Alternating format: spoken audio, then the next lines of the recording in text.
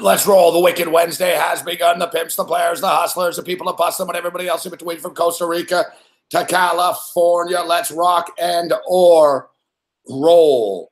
As the Philadelphia 76ers are rolling right now, battling their way back into this basketball game, 78-74 with 2 minutes remaining in the third quarter of play. We're on the over, and we're on the Boston Celtics. I was enjoying this game more when the Boston Celtics were up.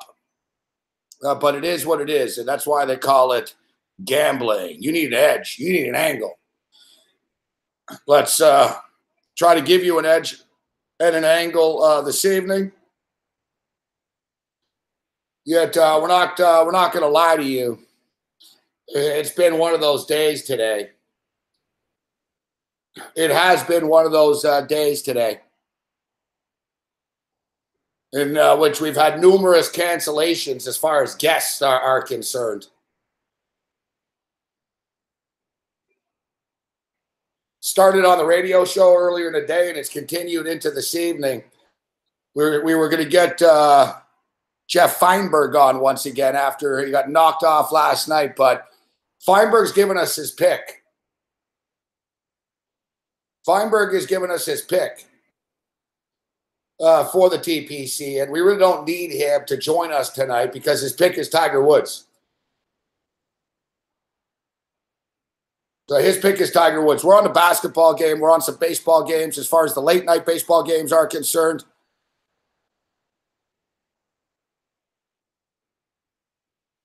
First pitch in a couple of moments, Los Angeles Dodgers and Arizona Diamondbacks.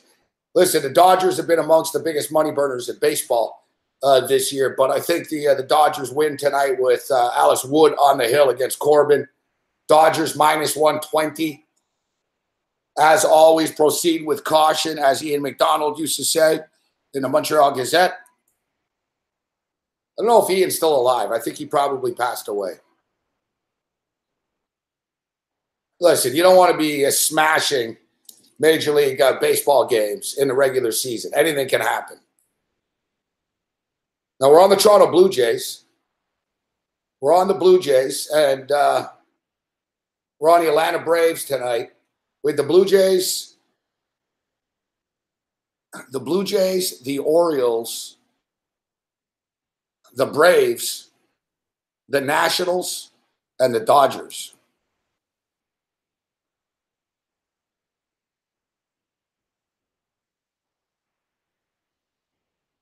The Baltimore Orioles were victorious.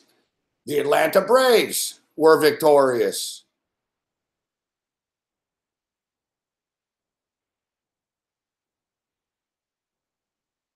The Toronto Blue Jays are up 5-2. Nice start to the baseball evening tonight. So yeah, I've had a motherfucking thanks, Mr. Dedman.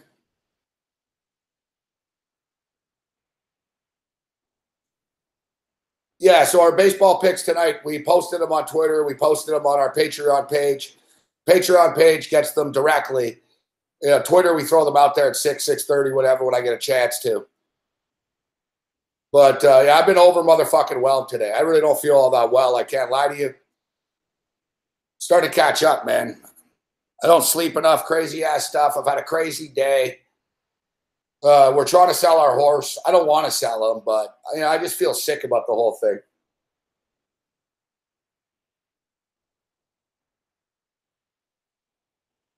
Our phone won't stop ringing today. We've got computer issues. And we've got a surprise visitor coming pretty soon, actually, tonight. In which a surprise visitor that will not be appearing on the show. Unless she wants to, but I don't think she will. And I don't think I want her to either. Yeah, but it's one of these like surprise pop-ins.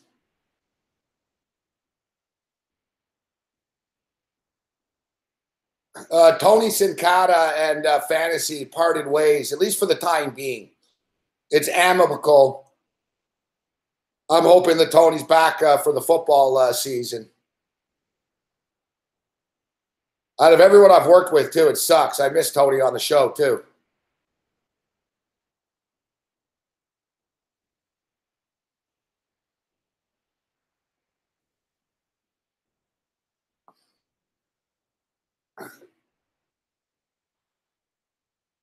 Yeah,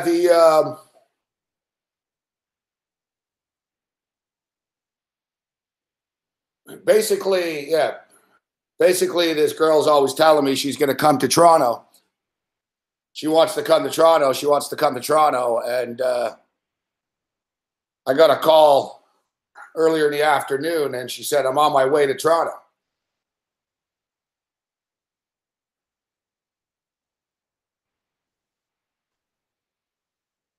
So it just adds another element of insanity to the situation. And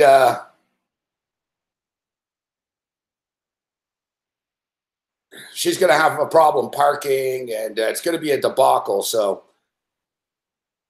I'm probably going to have to step aside in like 20 minutes or so. Not for the night or anything like that, but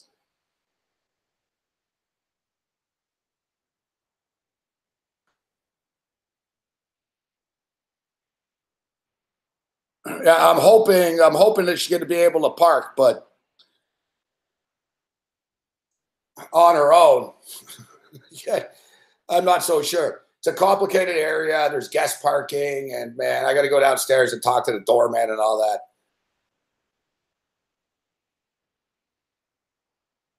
But she's so nice. She actually texted me and said, if you want, I can wait in the car until midnight if it's a problem. I said, no, no, no, no.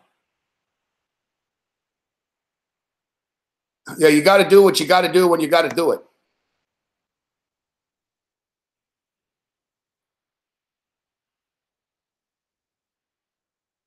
So we'll sweat out this basketball game. Yeah, we're guest free right now because I guess Mick is scared to come on the show now. Even not only is he scared, to play me in tennis, but now he's scared to even I sent him a message. I said, hey,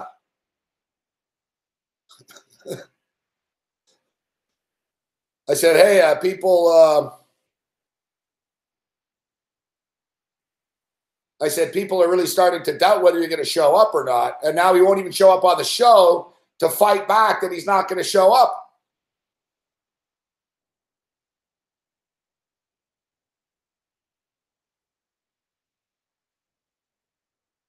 No, Brooks. No, Brooks. She is not. But I'm going to live like a regular person tonight, Brooks. After the show is over, I'm going to go out to Chinatown and eat a late night dinner.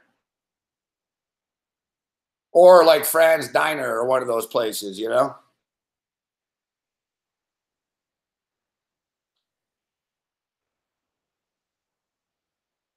So last night, and yeah, listen, I promise you guys, Tony's going to become a regular here with us. Tony's going to become a regular here with us. Yeah, listen, she's from Montreal, so it's like she doesn't understand, and it's not Montreal. Everything's open 24 hours. Toronto, there's only a few spots. It's different. You know the deal, Brooks. So yeah, listen, I'm ready for the tennis. Mick's already. So I told you guys last night.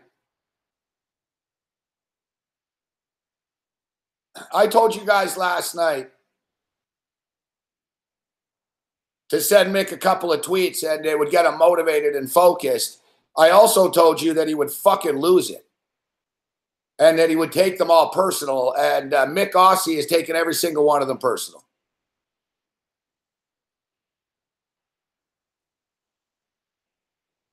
I woke up this morning and saw him on Twitter telling people to go fuck themselves.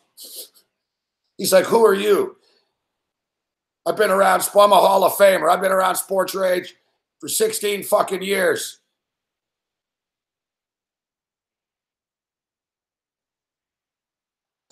His Twitter's blown up.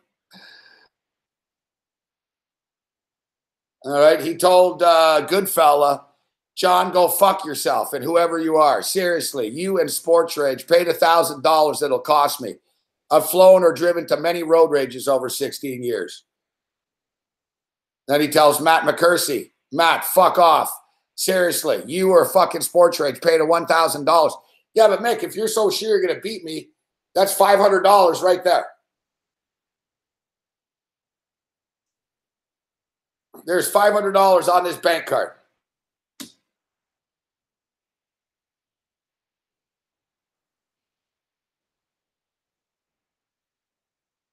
Now Mick's just getting to the point where he's retweeting. Anyone that talks shit to him, he retweets the who the fuck are you?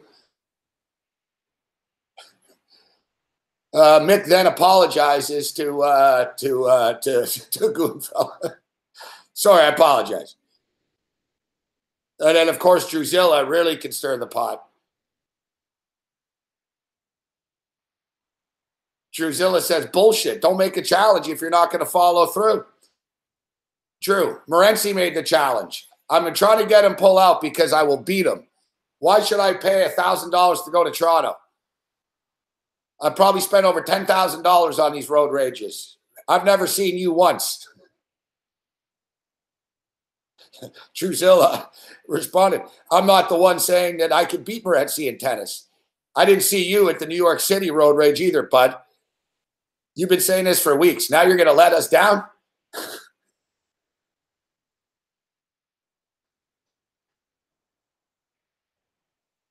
Unbelievable. Unbelievable. What's the term I'm looking for here? I believe the term is poofter. What a poofter. I can't believe I never thought Mick would chicken.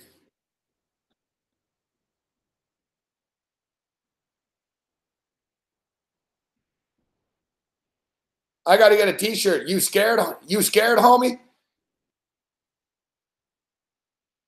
I'm scared of the Philadelphia 76ers coming back right now.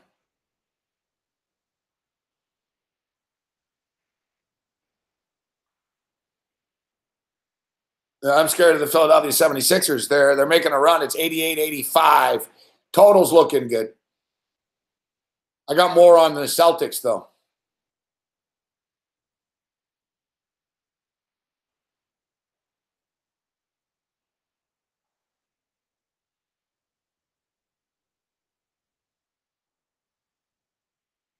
So now Mick is, it's unbelievable. Mick wants me to go to Edmonton now.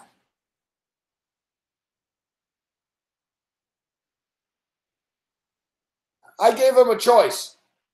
Toronto, Vancouver, Las Vegas. All big-time cities. What, do you think I play in, like, fucking ITF events and shit like this?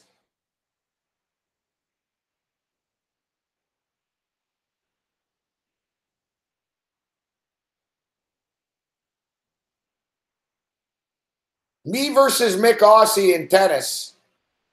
Me versus Mick Aussie in tennis. Playing that in Edmonton is like Floyd Mayweather and Conor McGregor fighting in Calgary.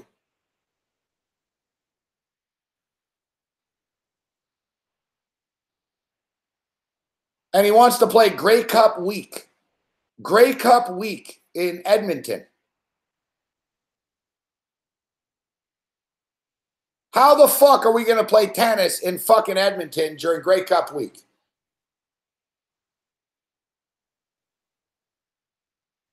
What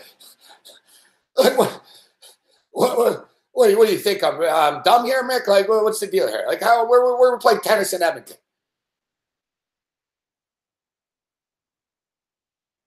Pretty convenient, fuck. Mick books this match in the coldest city in the country in the middle of the winter. I'm giving them fucking Las Vegas, a tennis capital, a tennis hub, home of Andre Agassi. We could go play at the fucking Nick Bollettieri complex. Yeah, you bet on Mick. He's not even showing up, Sean.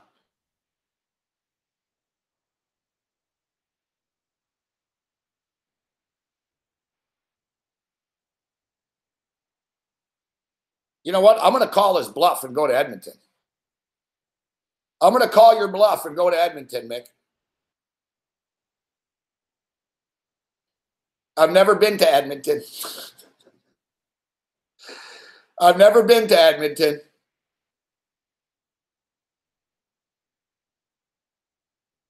I've never been to Edmonton before.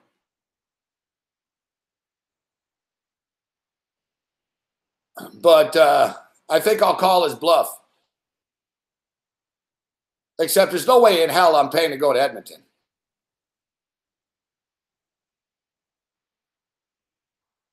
Like there need to be a GoFundMe account.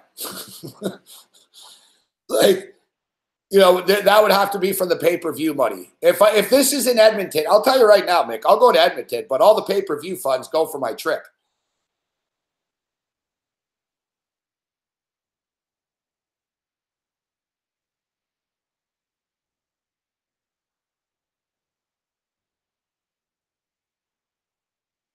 Yeah, except the only difference is, Stooge, I actually know Jazz. Sean Robertson's just annoying.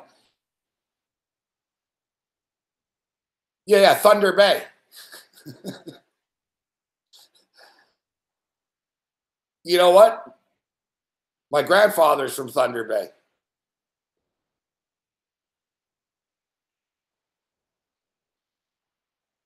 Oh, you're sick of me taking him down. Then go blow him, Sean Robertson. Get the fuck out of here and go blow him then.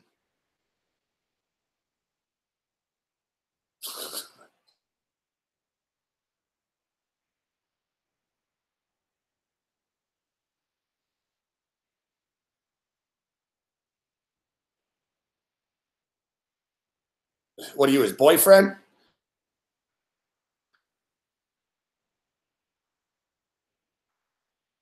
Mick can handle himself. Kylo, I'm already on fucking Boston, so they're losing 92-90 right now, so take Philadelphia.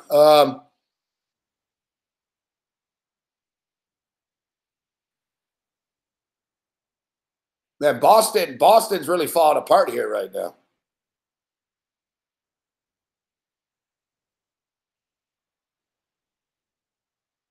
Philadelphia's balling. 94-90. Philadelphia's bench is getting into this.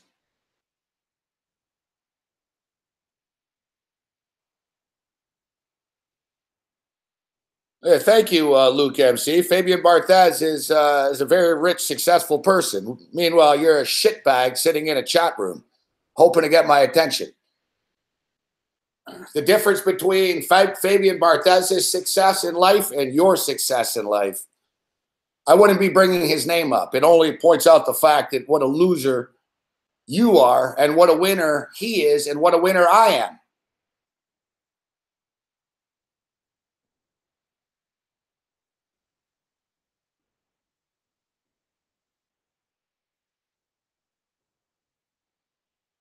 I told you, the quality of troll is pathetic.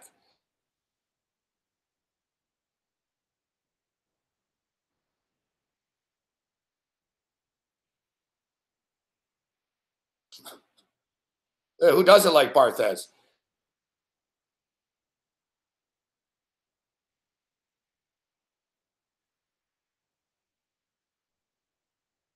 That's right. I'm bald and have a hot chick coming over here right now. Meanwhile, you are sitting in a chat about to get kicked out. I know. I'm just having a laugh too, Luke. It's all fair. I always love people like fucking take a shot and then after I come back and then after, oh, fuck, hey, man, I'm just joking, huh? So am I. So am I. It's all good. I haven't kicked anyone out. I don't even have the guns out. I haven't kicked anybody out. No. We're not running a dictatorship here. I can't, you know. I prefer to just fucking call people out back. I prefer to just call people out back to kick them out now.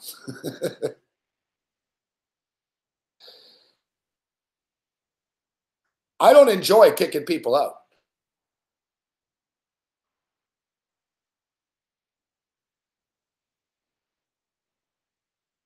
This guy calls me an egghead, and then after he gets upset because I tell him to go fuck himself.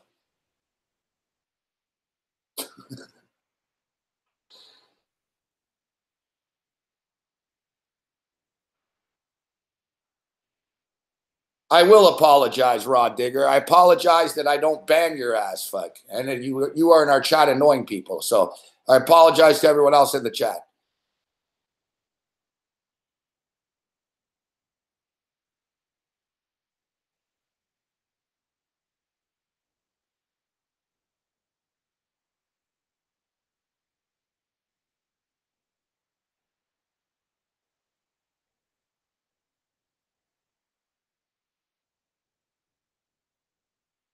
Listen, Rod, the only one that keeps bringing homosexuals up is you.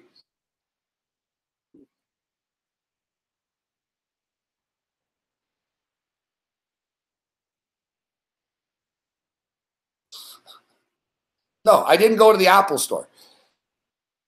I'm trying to sell a fucking horse.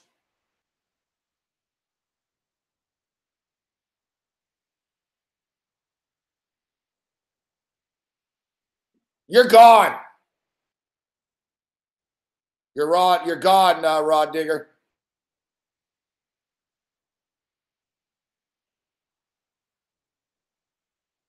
See, I didn't kick anyone out for calling me an egghead. I kicked him out for being annoying.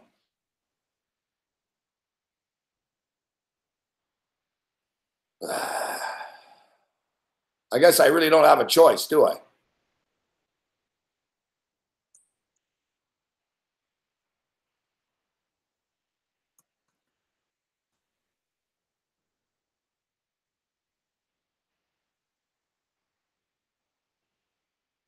Really not much of a choice here.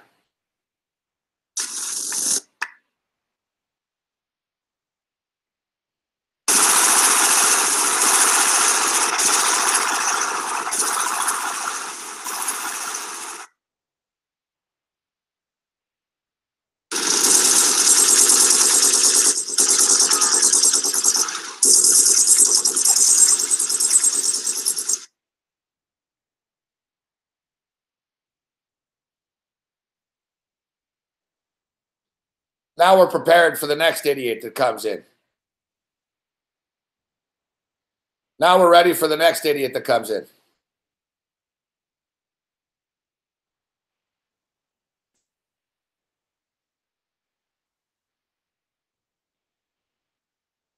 Do I feel any attachment to the horse? Yes. The whole thing is it sickens me, this whole thing. Getting involved in the horse racing industry is one of the worst decisions I've ever made in my life. Nashville's going to win tomorrow.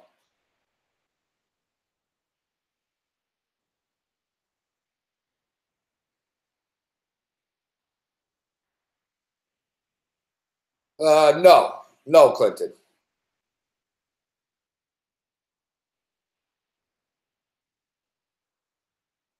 There's too many psycho stalkers and stuff like that.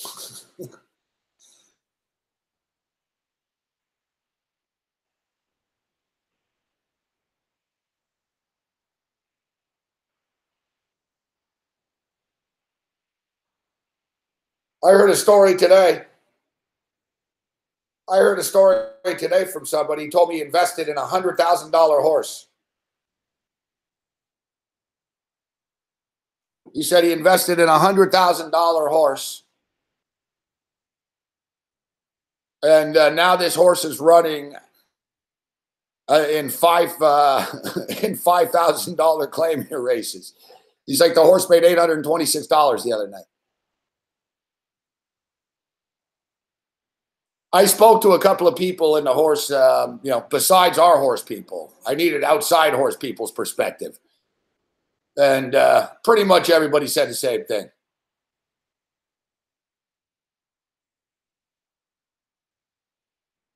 It gets worse and worse, too. I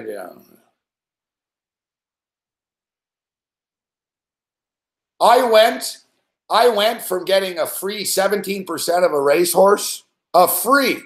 I had 17% stake in a racehorse. to losing, I don't know, fuck $6, $7, $8,000.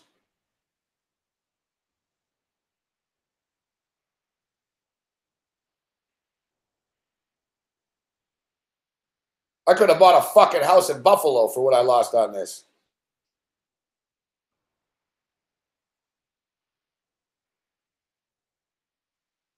It's not quite that much. Collectively, it was bad between all of us, but we'll always have Georgian Downs.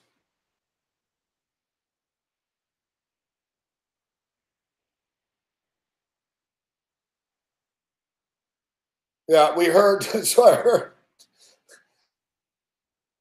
It's funny though, like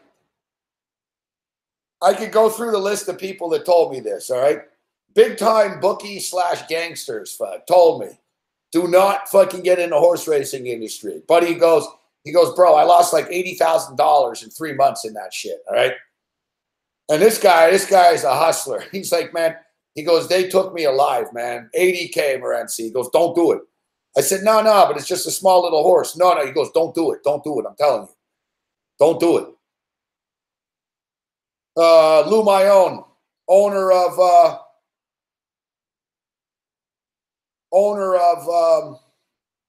the Fantasy Sports Network, had horses, had Aqueduct and stuff. And he warned, he goes, man, I lost like $150,000 in that business. Paul Bovey, don't do it. Don't do it. And then Paul Bovey's the one that told me, he goes, yeah, he goes, I'm telling you. He goes, I invested in a $100,000 horse. And he goes, within 2 weeks of me fucking having a share of this horse, he got hurt. And he goes, now he's running as for $12,500 and $5,000 claimers. He goes, we won $826 last week. $100,000 horse, returned $826 last week. The best is somebody tells me too, Ralphie who? Somebody tells me, Ralphie who, Pittsburgh Bruce, somebody tells me, one of our partners goes, he goes, well, you know, if we would have sold him after he won, it's like, yeah, fuck. We're going to sell him like fucking, you know, the first race after we buy the damn horse. We probably fucking should have.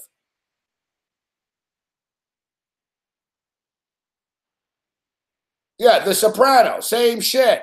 Tony Soprano melts down. No one wins. I'm telling you. You know what's funny? Cam Stewart. Oh, Ralphie from The Sopranos. Yeah. Cam Stewart goes on the John Oakley show twice a week. Is it 225, Julian Yassin? Yeah, we'll get to that soon. Cam Stewart goes on the fucking the show. Cam Stewart goes on the John Oakley show. And John Oakley warned him, fuck, how much you lose now, Cam? And fucking John Oakley's been fucking ruthless with Cam in this shit. So Cam melted down the other day and said about how he fucking hates the horse racing industry. And he fucking told people listening, whatever you do, never get involved in the horse racing industry. And Woodbine contacted Cam. Woodbine contacted Cam and was like, hey, you know, we heard you fucking badmouthing the horse racing industry on fucking the Oakley show.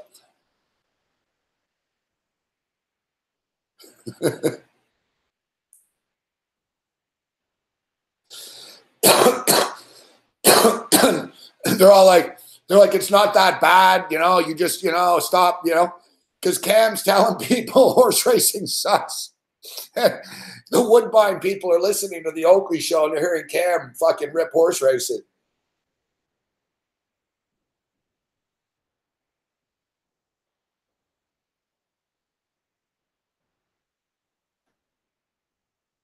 The basketball game is on it's on TSN. TSN 5 or fucking 4 or 3, whatever. I don't know, man. Or one of the TSNs. No, listen. The horse racing industry is fucking good. All right. I encourage betting on horse racing is fun. Spending a night at the track is a very good time. If you're a degenerate, you can get drunk at a fucking at an OTB and it's a good time. Whatever you do not own a horse, fuck.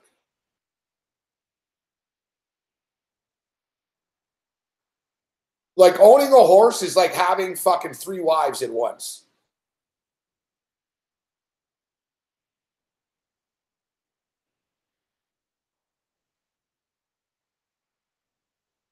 No, they didn't contact Oakley Show to complain. They contacted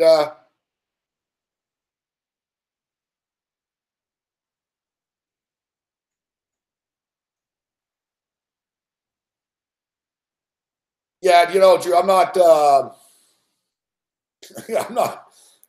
I'm not overly happy with the team. We'll put it that way. No.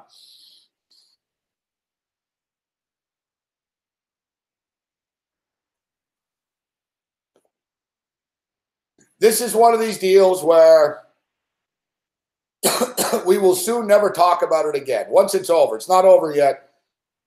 I put the fucking text in today.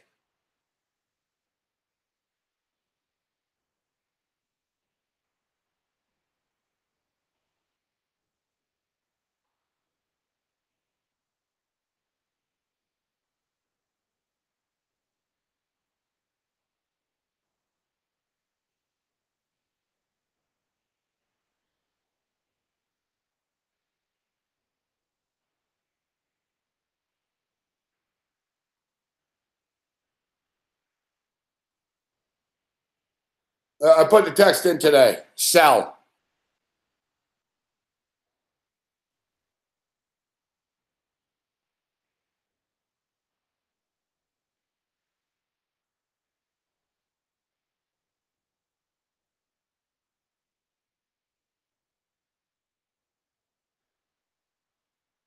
$196, 5 minutes remaining in the basketball game.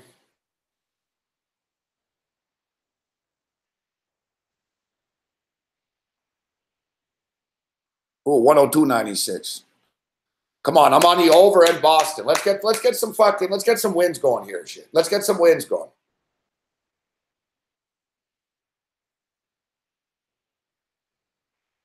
Yeah, no, you guys, a lot of people asking about the Apple Store. To be honest with you, I wasn't well when I woke up this morning.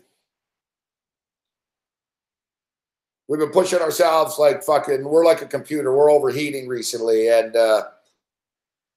you know, I've taken on too much almost. You know, I got a daily radio show. I've got this show. I'm trying to write a fucking record. I got a fucking music tour next week. You know, it's catching up. And yeah, it's always fucking something, man. One of our gigs got canceled. Our drummer fucking father is like fucking extremely ill suddenly right now in the hospital and shit.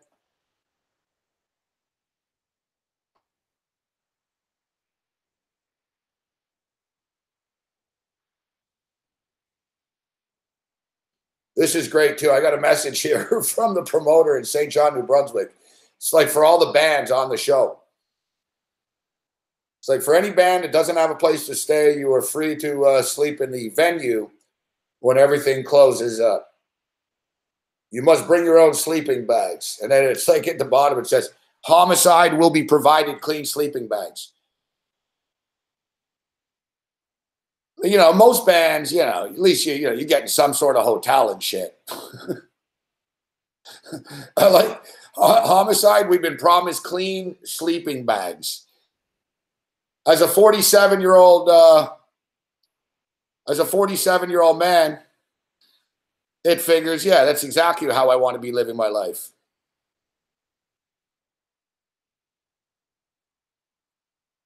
The guitarist of Homicide asked me if I would be into fucking camping. I said, what? And he said, Mac, our bass player is like a woodsman, fuck. He goes, our bass player, he goes, Mac says, you know, he doesn't want to pay for a hotel for the week or anything. He goes, he'd rather set up a tent on a campground and fucking hang out there for the week. He goes, "You up for that?" I was like, "No, I'm not up for that. No, I'm not going camping." Like these guys don't understand what I mean. Don't do this show from the camp fucking site.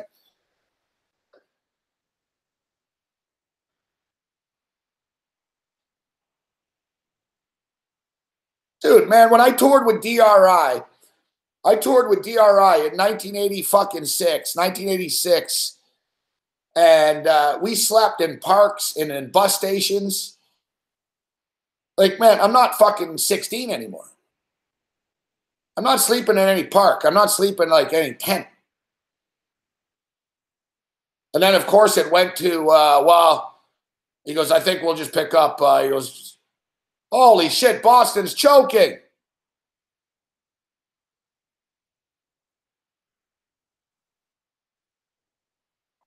Philly's come all the way back. I swear to God, you guys mush this in the chat. Everyone's like, "Oh, fucking, oh, it's over, it's over."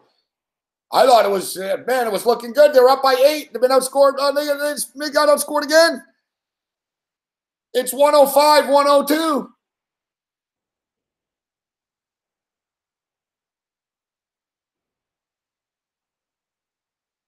Holy fuck, Boston. An 11-2 run. Marcus Smart for 3. Doesn't go in.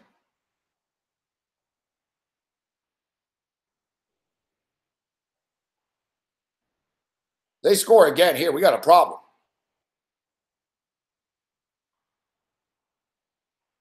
McConnell misses. If that went in, that was a dagger.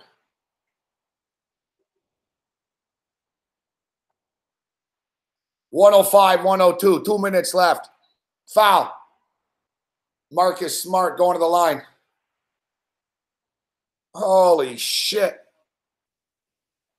Well, the over's hitting, but I even grabbed a piece of the second half over. I don't fucking believe this shit. Yeah, I'm getting sick of this basketball too, dead man. I got to tell you, what up, Spenny Mac? And we'll get to Spenny Mac's parlay after to make the cut parlay.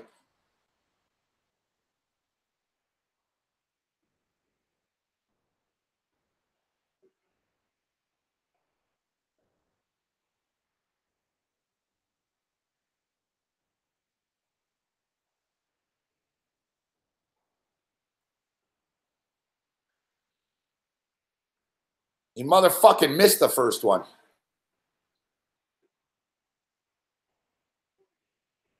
Yeah, World Cup around the corner.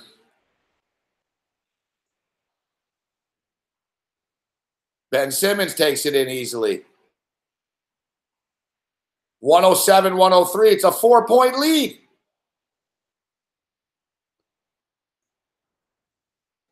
This is fucking unbelievable. Fuck. Tatum fouled. Fuck me, man. I swear to God. It's like George Costanza fucking says. You know, where's the luck? There's no luck. I'm thinking, you know what? I got the over. I hit the over. Come on, man. You know, Boston, I was like, all right, the over's going to hit. Boston's up by 8. I'm actually going to hit both bets. I got a nice play on both of them, too. Fuck, man.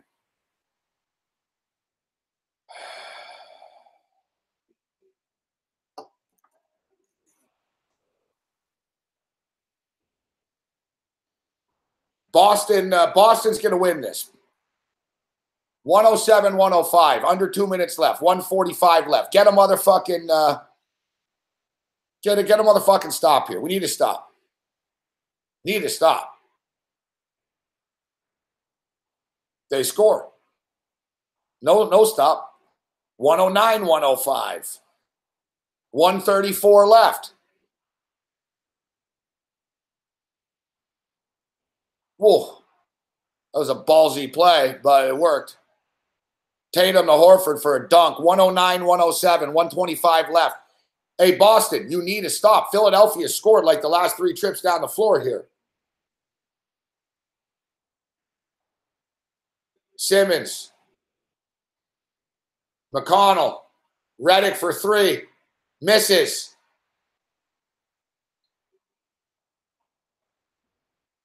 Boston Celtic basketball. Good, JJ Redick. That really would have pissed me off if Redick hit that shot. I don't like fucking Redick.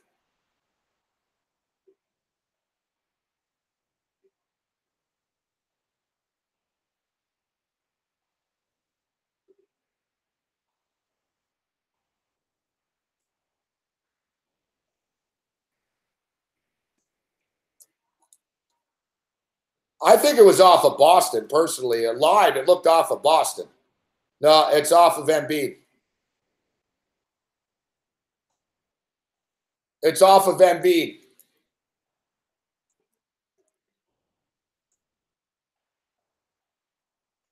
It's the one problem with having massive fucking hands like that. It's hard to miss Embiid's hand. You see Embiid's hand. And it's a good contrast because Baines is white. Or, sorry, Tatum is much lighter skinned. You can just see fucking Embiid's big hand come, bam. It's all right, Chris Medina. Whatever's going to happen is going to happen, buddy. I can't wish you luck. I can't say I hope you win, but I won't be mad at you. It's not personal. It's not personal, Medina. You're a good guy.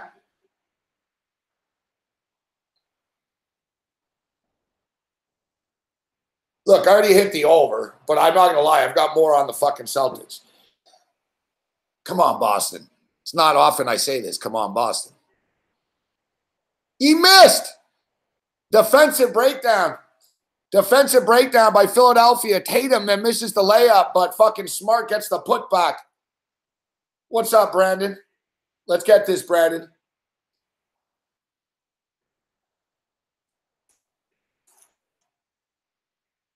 .109, 109, 45 seconds remaining.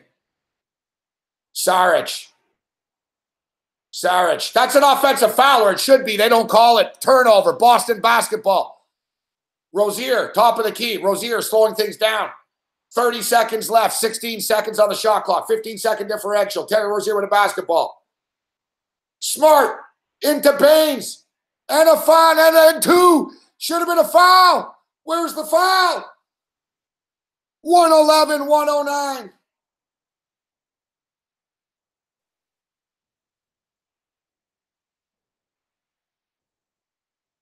I keep thinking it's fucking Baines. It's Tatum. Tatum looks white, man. I'm like Dave Chappelle. Fuck, I can't tell. Of course Tatum looks white. He went to Duke. Fuck.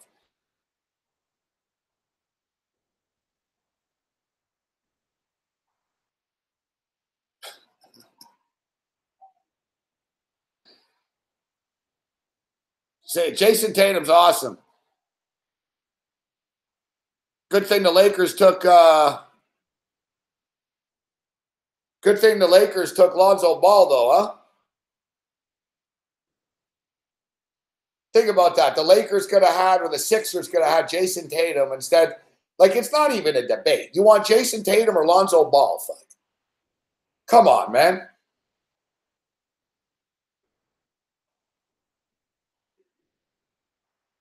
St. Louis should have an NBA team. You guys love basketball. Yeah, I'm not to be offensive. I'm just stating. Tatum does, I've confused fucking Tatum for a white dude twice. It's twice. I'm like, Aaron Baines. I'm like, no, it's Tatum. Hey, my TV is kind of small, and it's kind of far from me.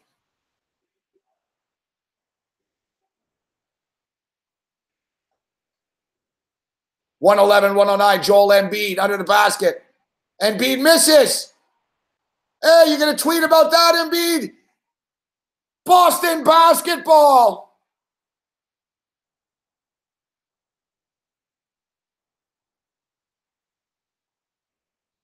Joel Embiid's going to be, what, you going to tweet about that? You're lucky it wasn't. I'll give credit to the refs, man. These refs are letting fucking these guys ball, man. These guys are fucking manning up out here.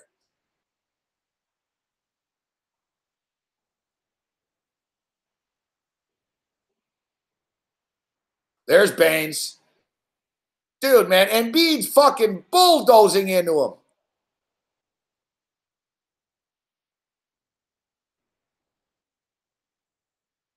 Yeah, the Spirits of St. Louis. There should be basketball team in fucking Pittsburgh, too. The Fish that saved Pittsburgh. Mark O'Leary's going to know that movie. Remember the movie The Fish That Saved Pittsburgh? Remember Set Shot?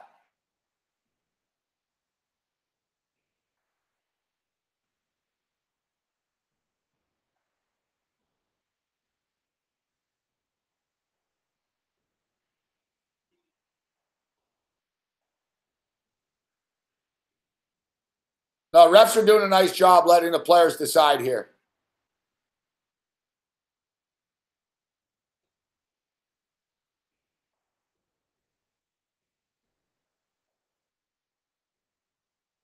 Drew Bledsoe.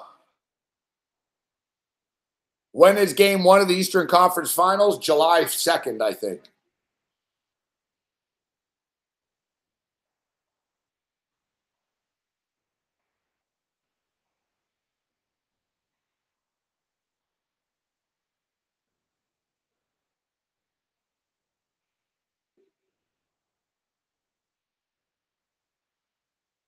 What's up? I appreciate that, Rosa. You're damn right you're a rager. You're here every night. I appreciate the kind words, Rosa. There's a lot of great shows here at SBR.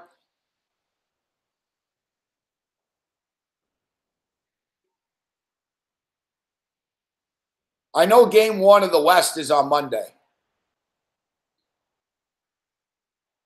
Smart, quick foul. Good job right there.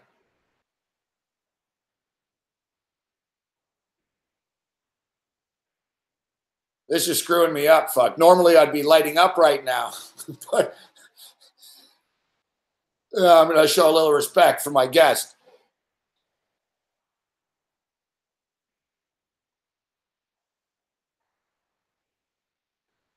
I've gone through 2 cans. I've gone through 2 cans of like Blaze and Febreze. I can barely breathe. It's like I just held the fucking can down until it was done. It was like a fucking mist storm in here. I'm the guest, Renmos, me. Dear God, they hit a 2. They hit a 3, I mean. It's, oh my God. You know what's crazy, man? You remember Philadelphia were -1.5 in this game. Boston closed at 1. What did you guys get this at?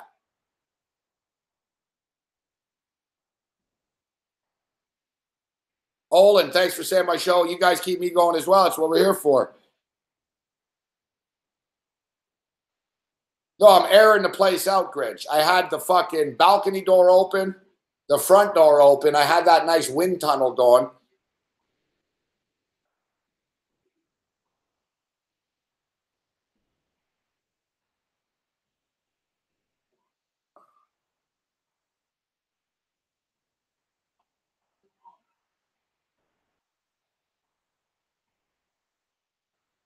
Fuck, I got the Boston Celtics money line.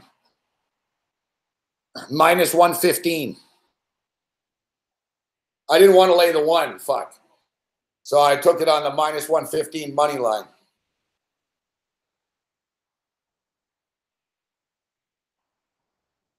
It's a real fucking sweat job here. Nice night of baseball picks so far, too. It'd be nice. Let's get this. Come on. This is the big one. I need you on my team, Jerry. This is the big leagues.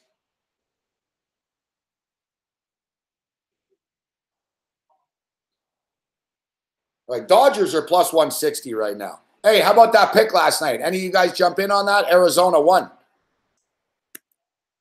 Remember Arizona won last night. I took Arizona +190 against the Dodgers in extra innings.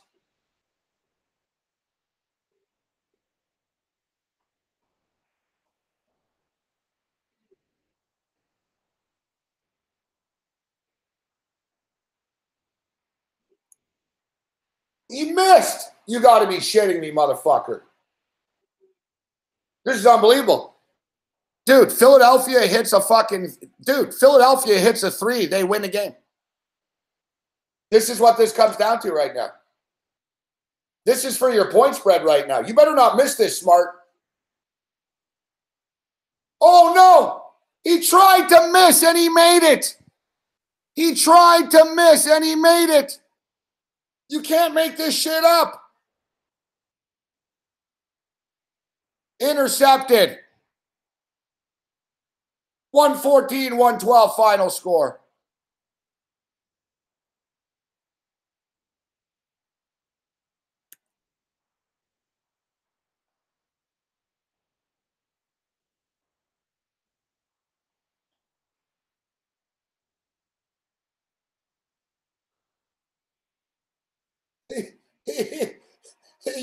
You see that? He tried to miss. When I even said, I said, wow, this is for the cover. And then I see him shoot. He fucking zings it, man. You see his face? He's like, fuck this. Marcus Smart has the best looks on his face, too. What up? Look, that's a DB. Look at that. Marcus Smart goes up like a defensive back right there. That's some Big 12 Oklahoma State shit. Look at him. Look at him. Look at him. That's like fucking DB shit.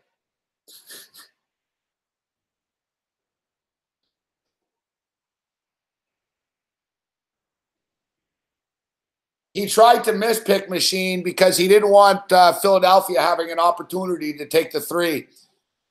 So he wanted it to hit the rim and bounce wildly around so they couldn't set up a shot.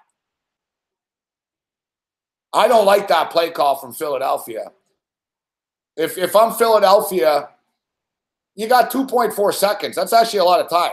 You fucking inbound it, you run up the half court, and toof, you fucking hope for the best. You know what I mean? You guys in the NBA, half court's not even that far, really. You know, you could hit a half court shot in the NBA. Steph Curry nearly hit one last night from fucking like the other side at the end of the quarter. If you saw the end of the half, fuck, he just fucking toof.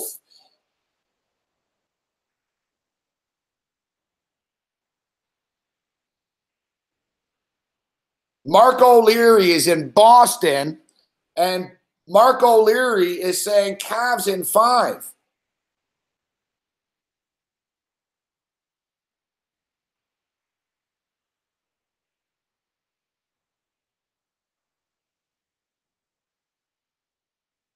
I money-lined it. I wasn't laying the 1, but everyone covered.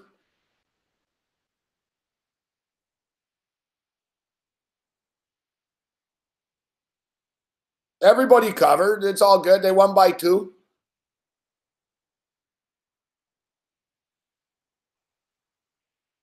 I cannot believe that every single one of you is all saying that the Cavaliers are going to win that series.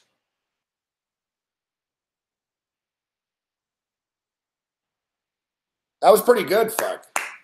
Hey, we're having a fucking pretty good night tonight. 3-0 in the baseball so far, or 4-0 in whatever it is. Rolling in baseball. I hit the second half over, too. So I went 3-0 in this basketball game.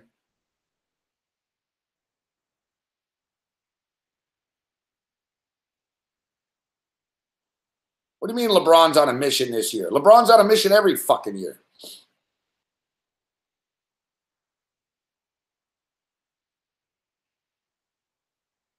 That really is unbelievable.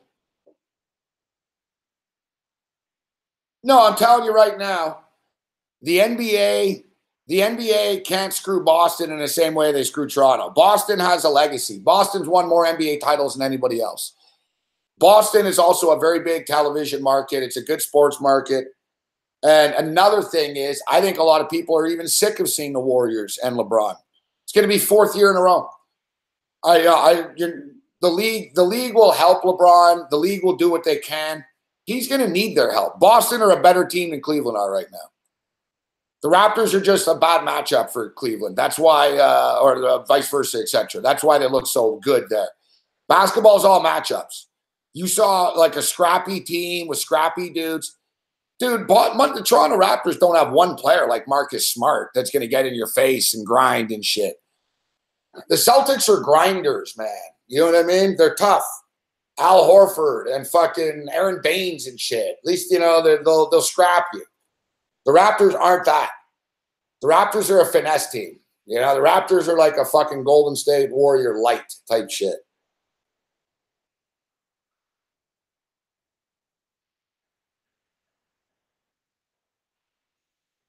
Well, we'll have a series price. I'm sure. What's Big Man complaining about? You can't complain about the referees in this game. You guys, listen, I call it like I see it. We're watching the game here together. We all saw it. The refs did a damn good job in this game. The refs didn't do anything. The refs fucking guy. I was yelling, "Where's the foul? Where's the foul?" And then I realized, I'm like, they're not calling fouls. And then it's fine. Man, Joel Embiid fucking bumped into him. Joel Embiid could have been called for a foul at the end of that. Joel Embiid was fucking checking him, giving him the shoulder and shit. You can get the Warriors right now at minus 135.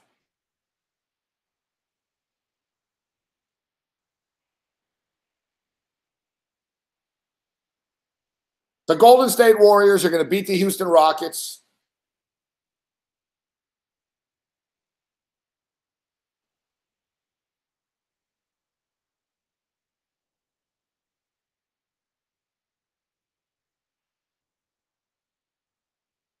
They're going to beat the Rockets, and then they're going to beat the Cavaliers or Celtics.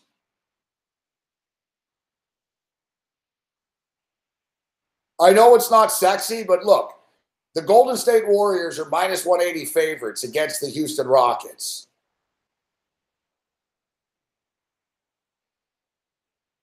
No, no way, Jay Peach. There's no way the Rockets are beating them in 6. It's the other way around. Golden State in 6, maybe 5. Golden State are going to fuck them up.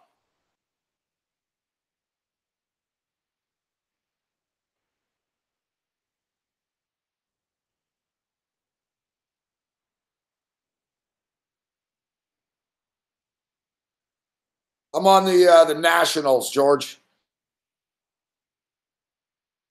You guys are nuts. You're going to see the NBA, guys. It's all about superstars, man. The Golden State Warriors have more superstars.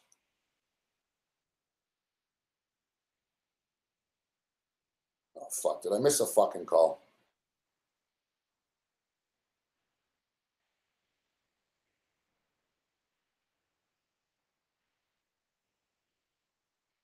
We'll take a quick break. Quick bong break, bathroom break.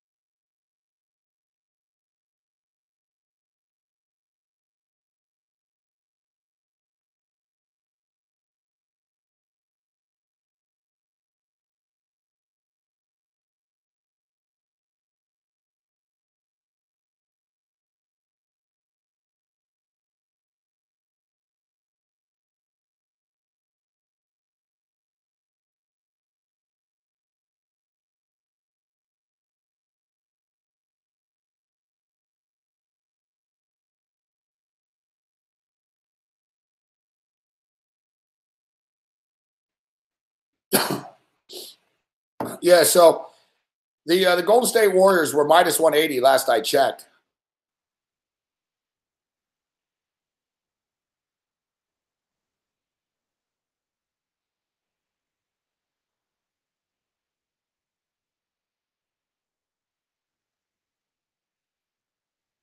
Houston Rockets are -2, totals 224 in game one. Updated series price, Warriors minus 180. So my deal with this is, listen, the Warriors, I wanted to fucking parlay the fucking Celtics and Warriors, but I figured I'd bet big on the Celtics today and roll it over on the Warriors.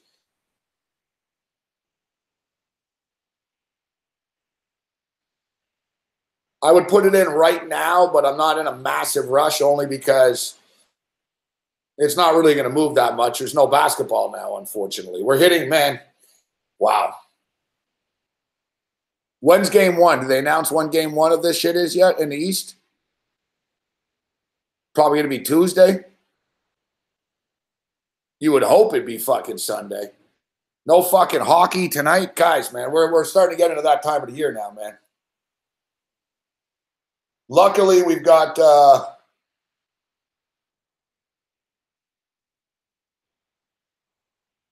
my deal is my deal one is A-Rolls is look, the Golden State Warriors are minus 130 right now, minus 135 to win the championship. They're minus 180 to win this series. The Golden State Warriors will be big favorites. Guys, the Toronto Raptors were minus 225 favorites against the Cleveland Cavaliers. What the fuck do you think the Golden State Warriors are going to be? The Golden State Warriors against the Cleveland Cavaliers will be like minus fucking, minus 400 or something. If not a little higher, minus 450.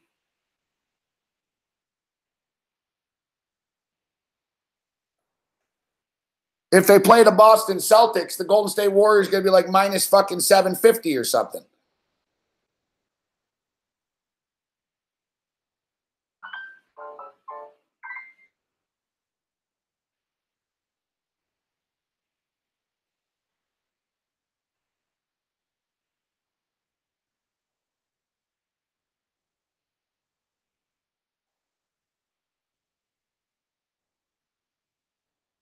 All right, give me a minute here. Quick little mid-show break here. Quick little mid-show break. I really wish I could fucking. I thought of this before when we were going to take the quick break here. I'll be back in like a minute. Just I was hoping. I was like, man, I should have got a screenshot of Jeff just staring, looking, waiting. Like, I wish if I could figure that out, if I had like an assistant or a team or something, I wasn't overwhelmed by myself. Could told him, I need the video of you fucking just get Jeff. We'll put that. So like, that's our new commercial break. Jeff looking confused, just sort of looking. Or Mick, when Mick's like,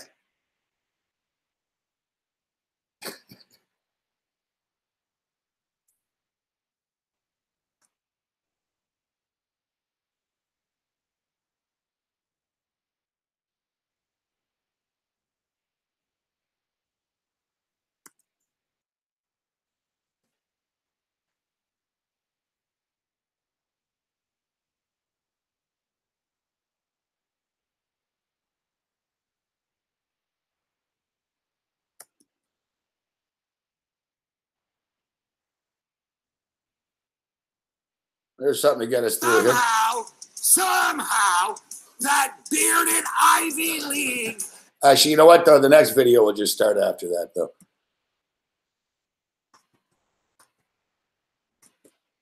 All right, give me a couple of minutes here. My apologies, but I promise we'll be right back.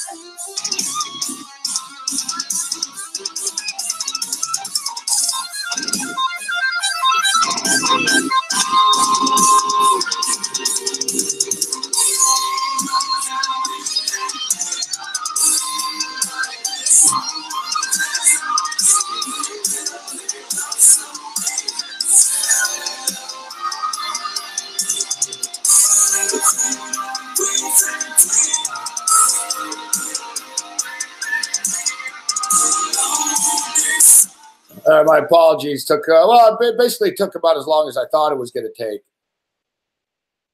And if you're wondering if I could step outside without getting into it with somebody, the answer is no.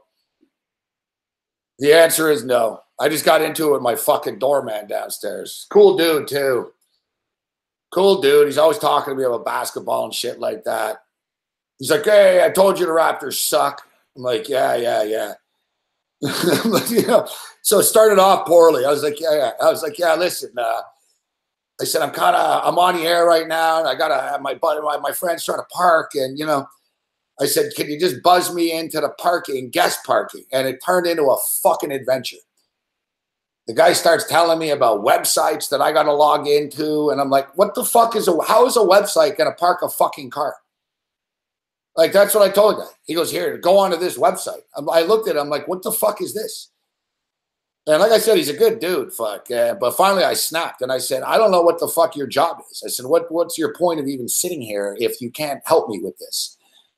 He's like, oh, bro, don't be like this. And shit got escalated and fucking whatever, man. Like, this fucking city, man. Ugh. I just apologized to the guy. I said, listen, I told the dude when I was getting pissed, I said, listen, I'm not mad at you. I'm just sort of upset now. And I started fucking swearing. What the fuck is the point of fucking you guys sitting here if you can't help me? Like I said to him, like, dude, Cam parks here every day. Cam just talked to a guy, and you know the way Cam talks. Like, Cam's not even supposed to be parking in the spot, and they let him do it. So I just told the guy, I said, listen, I'm in a little situation. I said, let me just park this car here right now, and in the morning, I'll deal with it, all right? We'll figure out where I'm supposed to park. And then he got into, I can't do that. I don't like hearing I can't do that. Exactly. Just push the fucking button, fuck. Yeah, exactly, Razor. So, yeah, he gives me a website. He goes, you got to log on to the website, and you got to register, and then you'll have a code, which makes sense, I guess. But I told him, listen, that's fine. I'll log in the morning. I need to park this car now. And,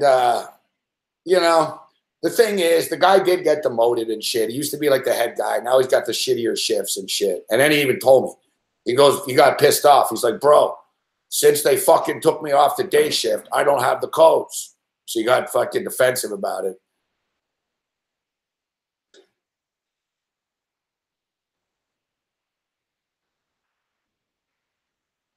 Settle down, Jazz.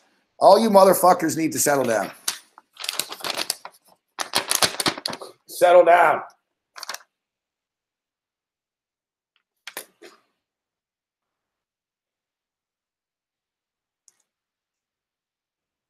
Yeah, I'm going to go swimming right after this fucking show. Right after this show. Yeah, exactly, Johnny Kicknuts. If I was some fucking chick with like a big rack and shit, the guy would have been like, oh, here's the code. It's like, oh, you can't do it. Yeah, you can't do it. You just say you don't want to do it. The thing is, the one thing is you don't want to get into it with, you don't want to get into it with your doorman. The doorman's like the one dude you want to be getting along with.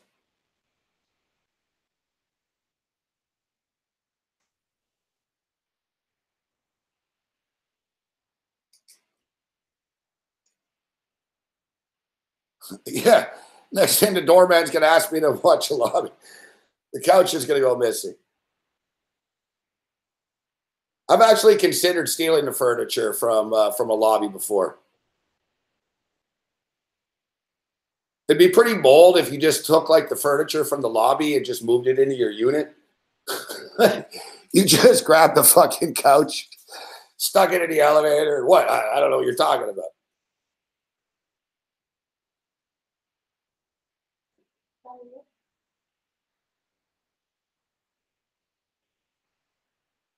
Settle down, Chris Medina.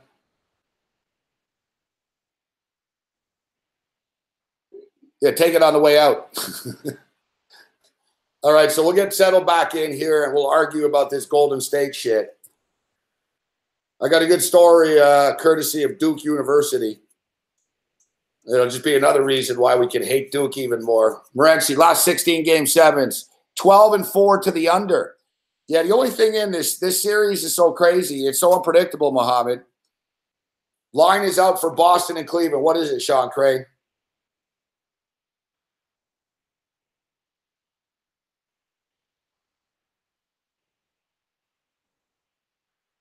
Big man on campus steps up. And what's up, big man? If you want to join us, big man, we got stiffed on our guest tonight. So we got a spot.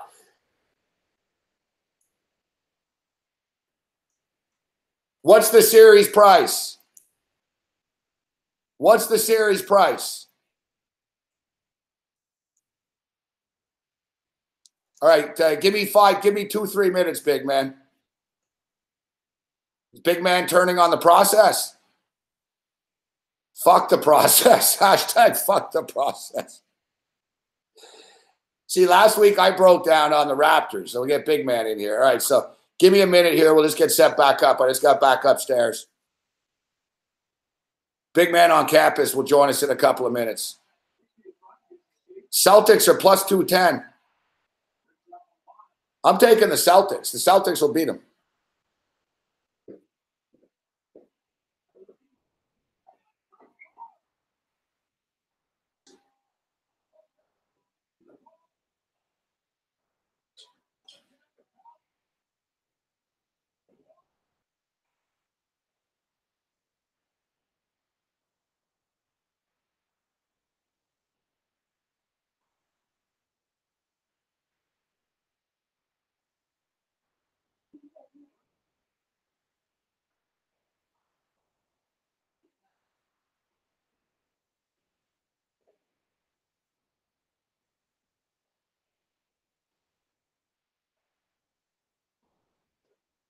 I'm sorry, there's.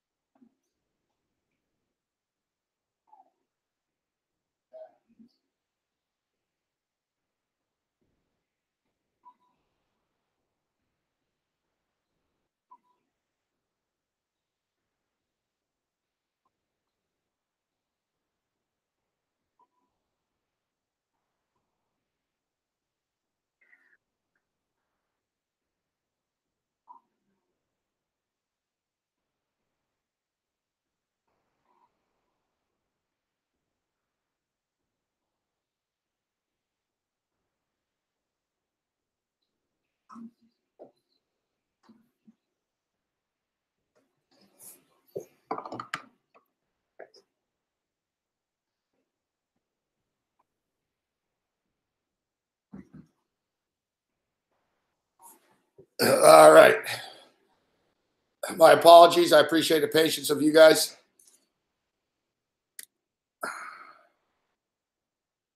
Sometimes real life steps up and in. All right. Let's send Big Man on Campus that tweet, that link.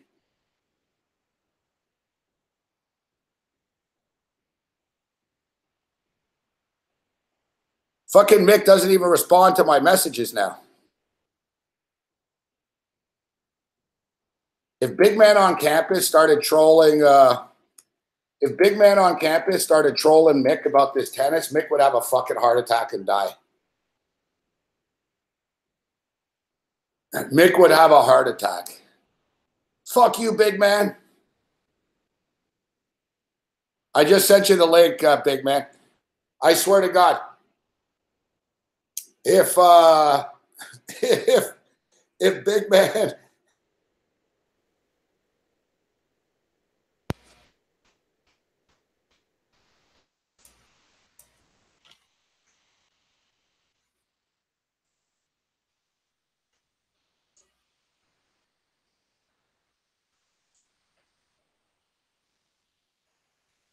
Oh, I guess I'm on.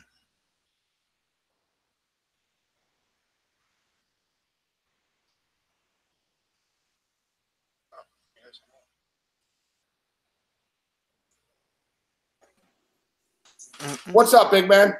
Hey, what's up, buddy? Sorry about that. Google Hangouts, you know the drill. Yeah, thanks for joining us, man. I see you. Thanks for stepping up in it. Always a pleasure. How you doing, bro?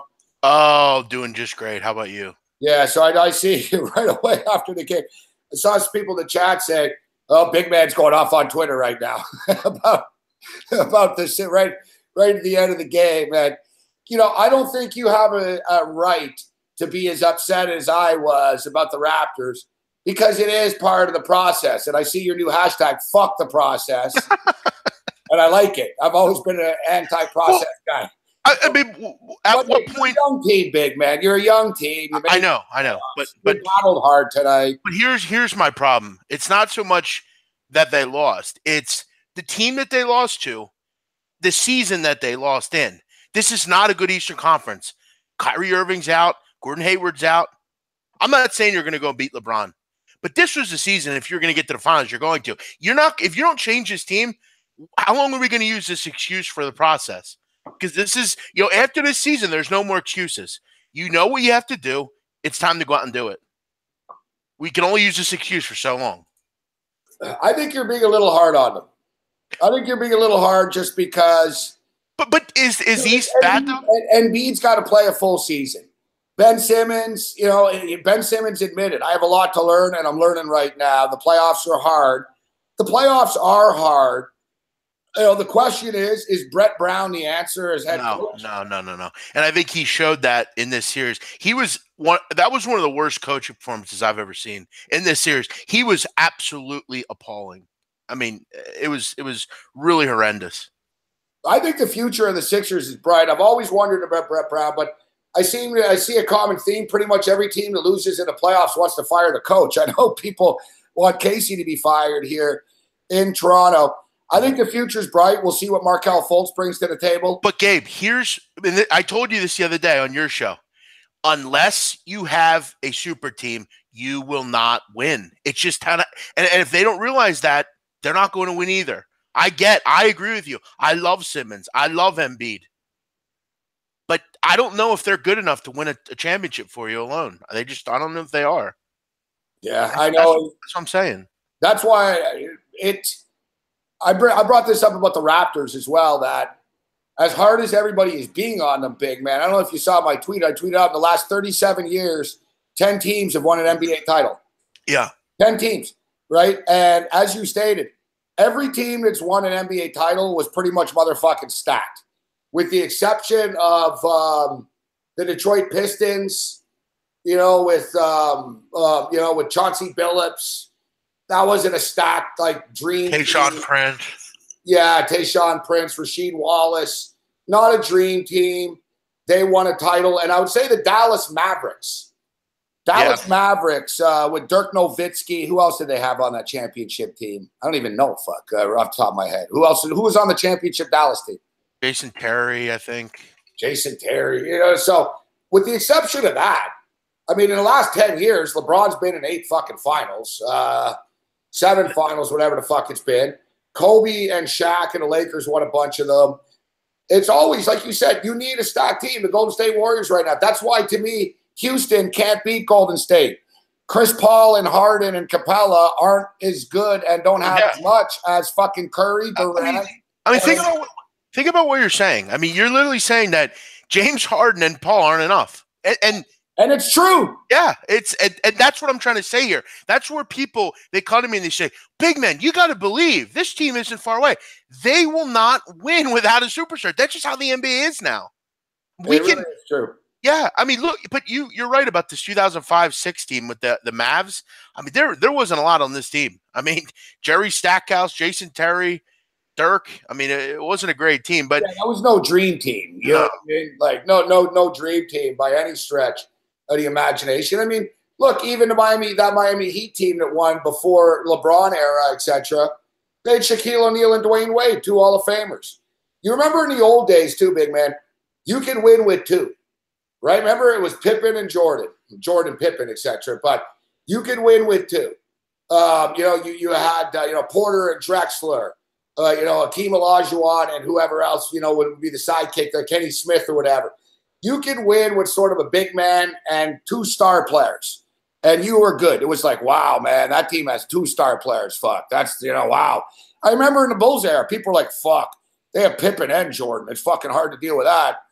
And now, like I was just saying, I was thinking about it. Chris Paul and Harden, not good enough. It's not going to happen. Fuck. No. He's going up against a team that has fucking Is Clay a superstar? No, but he's pretty fucking good. If he was on another team, he would score 22, 23 a night.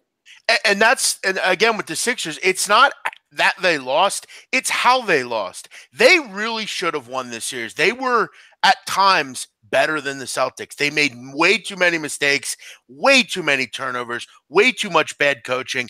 But you're right.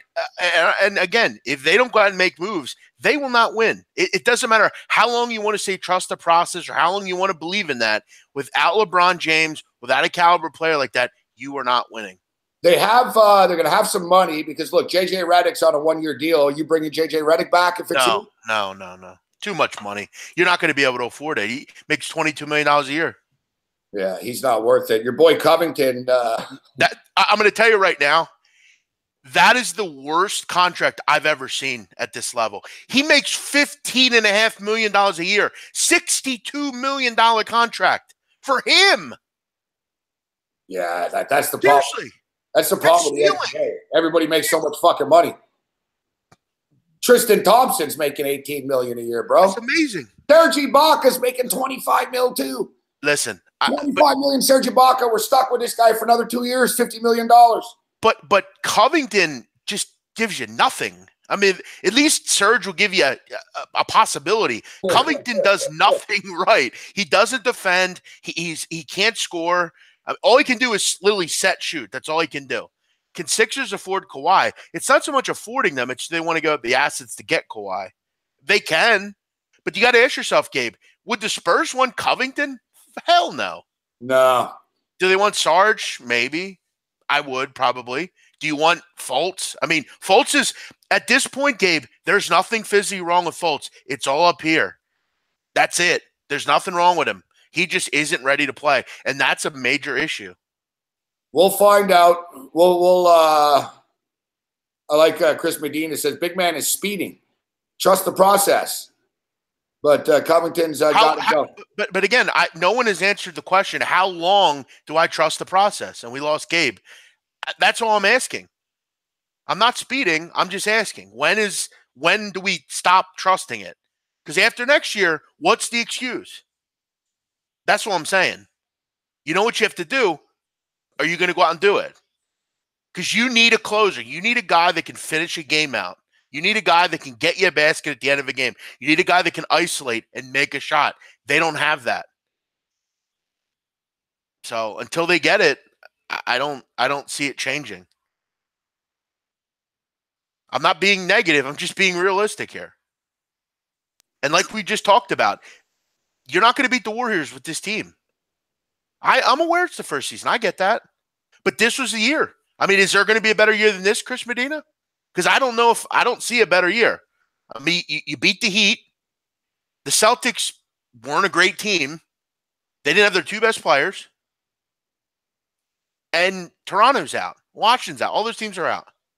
Moving forward, Philadelphia, I think, is positioned pretty well after Boston. You know, Boston are just so fucking deep, man. It's unbelievable, big man. I think moving forward here, they're already a good team. They got Jason Tatum, Jaylen Brown. Tatum's a mini superstar already. Jaylen Brown's fucking good. And now you're going to drop Kyrie Irving and Gordon Hayward into this team, and to mix in with Terry Rozier and everybody. And I think they even have more picks. It never ends with these guys, big man. But you're right. That's why I was so frustrated as a Raptor fan, because this really was the fucking year. This exactly. The Raptors. I mean, right. And that's not over for the Raptors either. No. Like Masai Ujiri said, he goes, it's not doomsday. Everyone needs to chill out a bit. But Gabe, here's the issue. The other teams that are really good are getting better around you. Boston's going to improve. They're good now. And it's without Irving and Hayward. But you're exactly right. I fucking tweeted the Raptors today like they care when I tweet them. Right? I do too. Yeah, but I tweeted the Raptors. I said, hey, good season, but if you really want to win, you got to raise it up a notch. And people are like, oh, fuck DeMar DeRozan, fuck Kyle Lowry. Kyle Lowry played well in this series. Kyle Lowry brought it. Like, there were a couple of times where he fucking didn't play defense. But it's not so much that I don't want Kyle Lowry. I just think you need a little more. That's all. Exactly. I don't want to get rid of DeRozan and Lowry. I want to fucking bring in DeMarcus Cousins. And that's the thing. They're very similar to the Sixers. They have two guys that I want long term. that do need to get a little bit better closing out playoff series. But again, they're one player away to me. And if you can get DeMarcus Cousins, pair him with, you keep Valanciunas, he's a nice player. That's a nice little starting four at least. It's not OG. If you have Anunoby in there too, and the thing with Cousins is it would take pressure off of DeMar, right? DeMar's not that guy. DeMar will give you the 25. Like I said, is DeMar Kemba Walker? Is he a better Bradley Beal? You know what I mean? Is he one of those guys? He's not a superstar. He's a star. Right. No, that's exactly right. And, I think, if you can get Cousins, that would be a beautiful move. I've always loved DeMarcus Cousins. I say that because he's a perfect basketball fit for what the Raptors need. And he is. And he's a free agent. So it's not even a deal. It's offer them the fucking money. And big man, you know as well as I do, not every coach and GM wanted to deal with DeMarcus Cousins, right? No. So it's not one of these deals where he's going to get 8 offers. He'll get a couple of offers from, Brooklyn Nets or a shit-ass team. Which he won't go to. Which he'll be like, eh. And then maybe, and another thing with DeMarcus is it's not like he has a lot of friends in the NBA. So it's not like, oh, he's going to play with this guy who's his buddy. I mean, the guy wanted to beat the shit out of everyone on a team playing one night on Sacramento on his own teammates. So, it's not like he's beloved by everybody. He's a load to handle. But if you're the Raptors, you've got everything. But the Raptors are too nice. They're nice guys. And they need a fucking badass. They need a surly fucking dude on the team. And DeMarcus Cousins is a free agent. And as I stated, I know he liked Toronto. When he was here for the All-Star game, he fucking loved it. And he went out with a guy on the Leafs. He was rocking Toronto Maple Leaf gear and shit. He was taking pictures in the snow, loving it and shit. And the Raptors are good. If you're Cousins, not a bad option to play with, The question is, though, what do you do with Ibaka? I mean, you're paying Ibaka. You got to fucking hope that Sacramento, Orlando, fucking Brooklyn, what are these fucking teams with cap issues? Because you gave him a $65 million contract. He's making $21 million next year. He's making $23 million in 19-20. You're going to be hard pressed to find someone that will pick that up unless you. Does anyone think he's a number one? You're not going to. Who would pick him up? I know. That's going to be the problem because you're going to have to. You're going to have to then deal with Cousins. I don't know. I think Cousins would be great. I think that would be kind of their one. The other option, and the other player out there is Porzingis and the Knicks. And are the Knicks that stupid that they'll trade Porzingis? No. I think he's off limits. I don't know. I don't know. I think they know he's not going to resign there. You know what's crazy? And this is kind of amazing. You look at both the players you just talked about, DeMarcus Cousins. The Sixers took Evan Turner. They could have took DeMarcus Cousins. They also took Jahlil Okafor. They could have taken Kristaps Porzingis. Yeah. They could have taken Jason Tatum. That's another issue I have. The failure of drafts by this team. They've gotten 2 right. What about Michael Carter Williams? What about Drew Holiday? Giving up on that. What about all that stuff? Dallenberg back in the day, Sean Bradley. This team stinks drafting. Now the 76ers general manager Brian Colangelo. Yeah, hack. Good businessman. His father. Lifelong Jerry Colangelo. Yeah, but that's like saying because Brett Boone was a coach. I know. Well, listen, where I'm going with this is, dude, I used to fucking loathe Brian Colangelo. He was the fucking general manager of the Raptors, and I'm sure he's the same arrogant prick now with his fancy suits and shit, and he fucking talks like he knows everything and you don't know anything.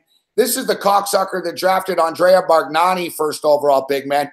As you're saying, he doesn't listen. I'm not saying he's a complete tool or anything like that, but this motherfucker deciding top draft picks is a major problem, as we've seen. He drafted Andrea Bargnani, for fuck's sakes. What, first overall, bro? Yeah, great pick there. Who else was in that draft? A lot of Marcus Aldridge was. I got to remember back. What year was that? Looking right now. Andrea Bargnani draft. 2006. Got the fucking Raptors back years. It It was a draft with So LaMarcus, it was a shitty draft, actually. yeah, LaMarcus, Adam Morrison, so LaMarcus Aldridge goes second, successful career. Adam Morrison, successful career at Gonzaga. Tyrus Thomas was down there with Coach Orgeon down there in the Bayou. Tyrus Thomas. What a mess that was. Player, Tyrus Thomas, Christ. Sheldon Williams, bust. Jesus Christ. Brandon Roy. That's a good pick. He was a great player. Yeah, Randy Foy sort of hung around a while. Rudy Gay was good. Rudy Gay.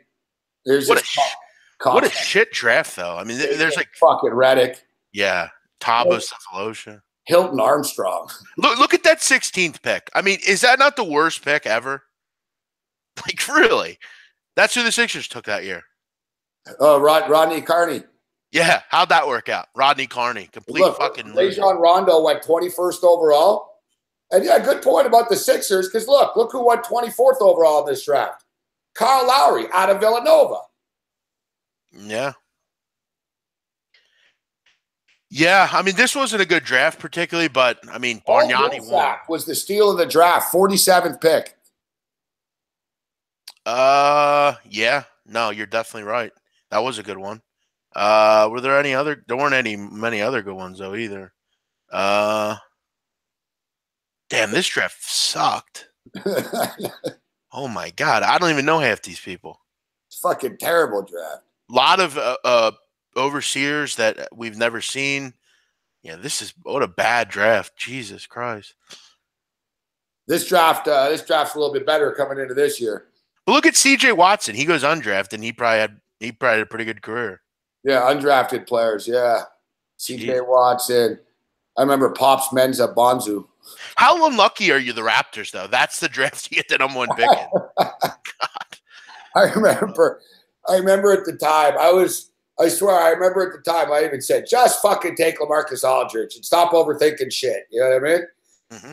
But Sefolosha was in that draft. But then you look at the next year. Kevin Durant, Al Horford. It's amazing how that shit works out, huh? Yeah, you think if you just would have waited one more year, you could have got Kevin Durant. Remember Rick Pitino always said that if he would have gotten Tim Duncan, he'd still be in the NBA. And the Spurs got Tim Duncan instead. Now look at him. He's, trying to get about it. What we were talking about a few minutes ago. It's so true. Look at Oklahoma City, bro. Mm-hmm. They had James Harden. He was young, but let's say, so they had the three of them. But even after, you got Westbrook and Durant, both who at the time were pretty much as good as they are now.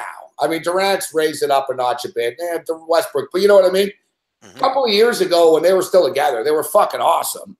And they didn't have a hope in hell, the two of them. You know what I mean? Like, you can't do it with 2, 3, even 3. You need a full team now, man. Like, you need – and you look at teams in all sports, big man.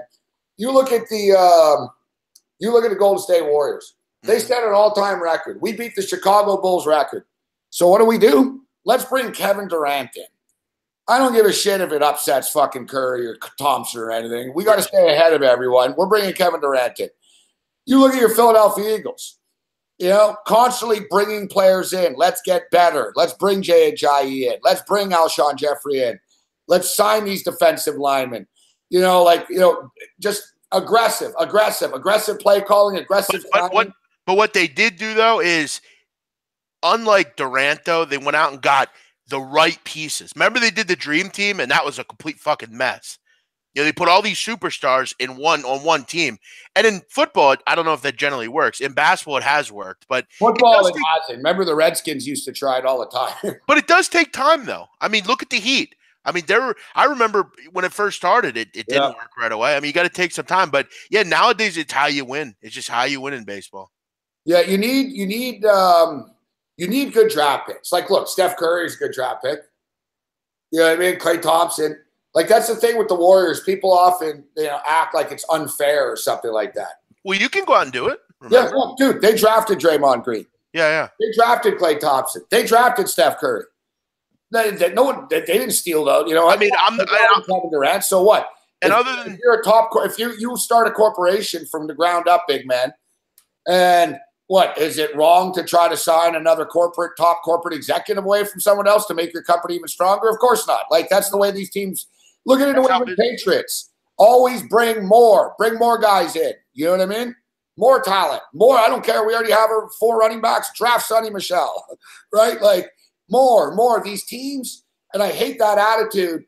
Well, if you bring in a star player, what about Carl and DeMar? What about them, Fudd? They'll be happy. You know what I mean? What about them? They're going to have help. And as you said, they're stars. They're not superstars. Yeah.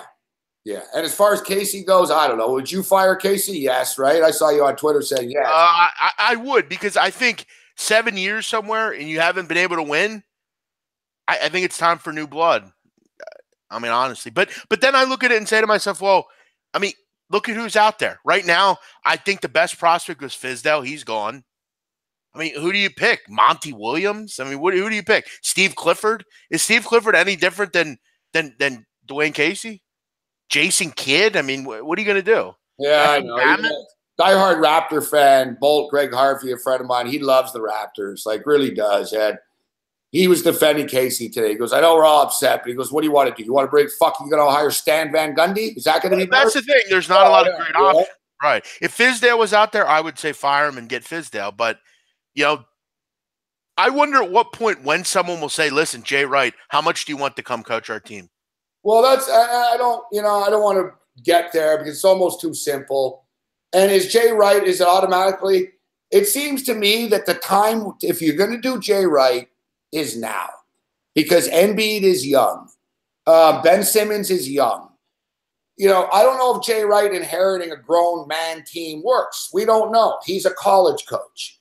Yet, inheriting a younger team in a city in which he can walk on water. Yeah, that's the thing. I called this before, big man. I said last month, if I was the New York Knicks, I'd just offer him fucking the highest coaching deal ever in the history of basketball. Right. And I'd fucking hire him before anyone else does, type of shit. I just say, it can't hurt to offer him a deal. But this isn't the first time he's been offered coaching jobs. I mean, you have to realize he is the king of Villanova. Whatever he wants, he gets. He doesn't have to worry about egos. He doesn't have to worry about, dickhead owners. Nothing. This is his school. You and I talked about it. You agreed. He's becoming a Nick Saban of college basketball. He's taking it over. And you know what makes Jay Wright a good coach? He doesn't get the best talent ever. If you could give me a 5-star recruit he got up until this year, I want to hear it because he doesn't get them. They go to Duke, they go to Kansas. He's never in the top 10 recruiting. He got one this year, but he doesn't do that. That's what makes him great. If you're handed 5-star recruits every year, that doesn't make you a good coach. That just means you can recruit to your school. And they come to you. Becky Hammon reportedly going to get interviewed by the Milwaukee Bucks. I've always thought the NBA would be the first league to hire. And, Becky Hammon is well respected. She won the NBA Summer League with the Spurs team. And, Kawhi Leonard attributes his success to her and her knowledge. Popovich stands by her. It'll be interesting to see, I don't think these teams are interviewing her just for publicity or anything, because at this era, it's not the 70s anymore. So, like, Colorado State reportedly offered her the job and she didn't take it. Like, she could have taken a Colorado State coaching job. I guess she figures she could do better than Colorado State. Interesting. She's one of – yeah, she's taken a shot on herself. How about that? Yeah. And it's worked out because she might get an NBA job. She could be in lowly Greeley or wherever, Colorado Springs, wherever it is. Yeah, what a decision. And she's getting a lot of good well wishes. I mean, Zach Randolph, she's good. She'd be a good coach. She knows basketball. You mentioned Kawhi. I think it's time for change in the NBA. And I think this is a cool thing. And I think she could do some good things. You ever see that movie, Gabe, with Whoopi Goldberg? She becomes the Knicks head coach. Yeah. It was not a great movie, but it was decent. I mean, there were some good NBA players. It was actually a pretty solid movie, but yeah, I would love to see it. I think it would work. I mean, why not take a shot? Why don't the Raptors get it? That's a good point by Yura. To me, there's 3 choices for the Raptors. You keep Dwayne Casey, you let Dwayne Casey go, and you hire that Ed Nurse guy, Eddie Nurse, the assistant coach. He's great offensive mind, this guy, but he hasn't been a head coach before, but it keeps it within the system. And then thirdly, the Raptors are going to have to make up their mind. What are they going to do? Nick Nurse. I said Eddie Nurse. Nick Nurse. So what are they going to do with I saw you guys saying Eddie, but that was the movie. Yeah, I know. I just read it out, Eddie. Nick Nurse or Jerry Stackhouse. Now, Jerry Stackhouse has been coaching the D-League/G League. They changed the name to G League, whatever. He's been coaching that team for a couple of years, and he's won a title down there. And word is the Detroit Pistons want to interview him. So the Raptors have to make up their mind. Do they stay with Casey, or do they hand the reins off to Jerry Stackhouse, or they're going to end up losing Jerry Stackhouse? Because Stackhouse would be a nice fit. Stackhouse comes across to me as he'd be a lot like Jason Kidd, like kind of. I don't know, like. But Stackhouse has been paying his dues, bro, in the D League for like 3 years now, man. That's a good point. Listen. I mean, he's supposed to be a rising star. Maybe Detroit. Maybe they go after Jerry Stackhouse. I mean, Yeah, no, they're interviewing him. They want to speak to him.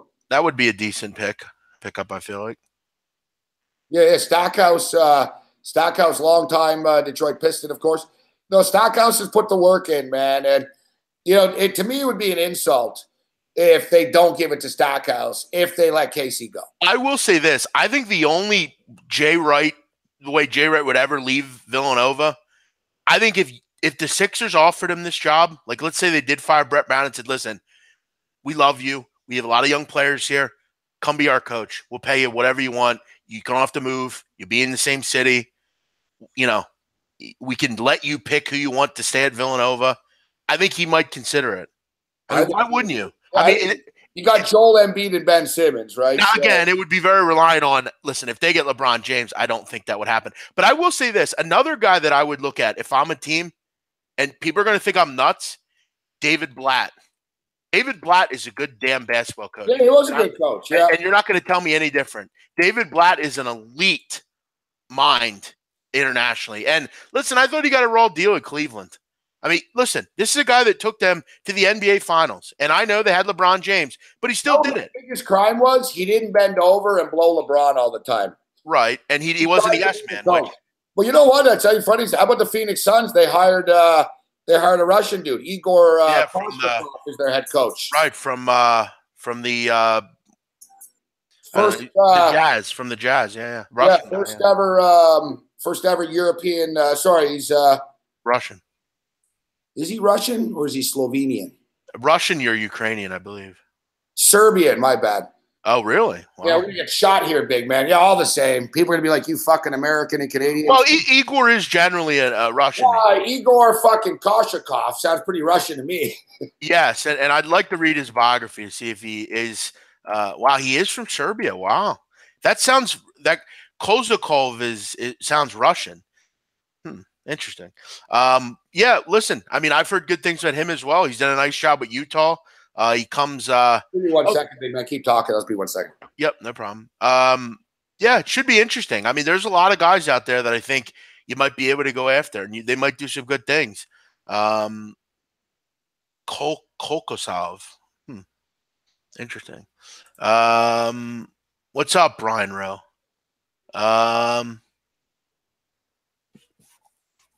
Yeah, I like Blatt. That's my boy. I mean, he's just not a yes man, and it might not work with Cleveland, but I think he'd be really good somewhere. I think he might be the best idea. Suns are a complete joke. Settle down, Ben Kahn. Ben Kahn having some fun tonight. What's up, Spenny Mac? What's up, buddy? She should settle down, Ben Kahn. Jesus Christ. Fucking Arsenal, yeah. Fuck them. Fucking bitches. You like my Man U goalie gear here? I was gonna mention that. I do like that a lot. Old school, huh? That's actually a jersey. They still have that is an old school kind of Vodafone, yeah. I don't think they wear the gray kit anymore. No, it's a sharp jersey. It's actually it's long sleeve too. I like that. That's the goal. It's the goalie one. Did you just get that, or have you had that? I've had it for years, but I had it in a bag that I didn't have. But it's actually like one of the high tech sort of, nice, like very comfortable mesh on the side and shit. Look what I got on. Little BMOC T-shirt. I like that. Yeah. That's the rock. I got the little SBR logo on the side. How about that?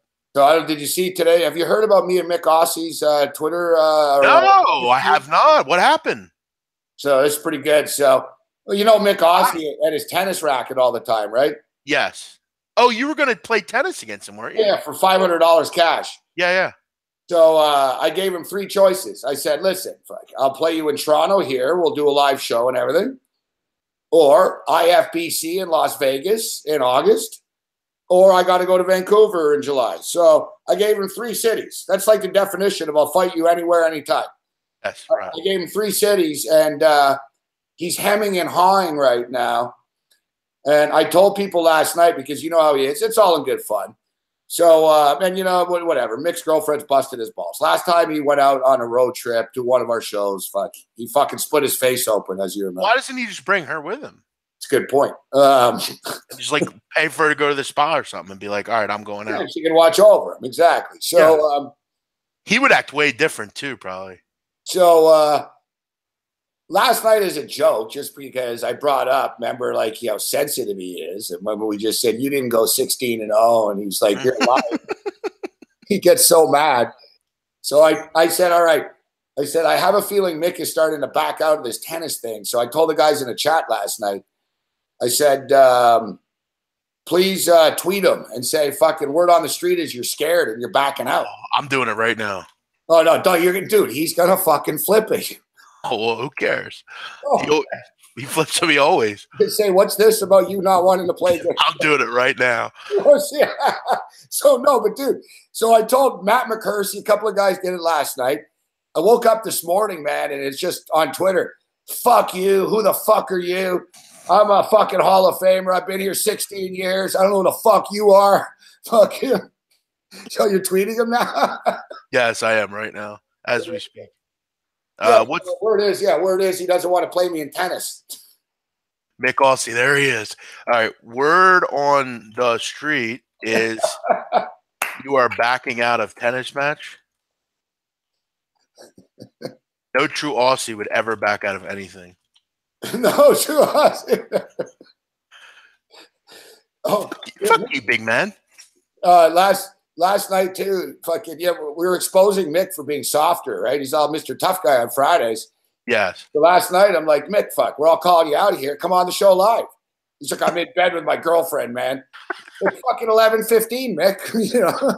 He's cuddling. Yes. Basically, honestly, guys, the truth is, I think his girlfriend basically threatened him and basically stated that if you go, like, we're done. Like, I think it's one of those deals.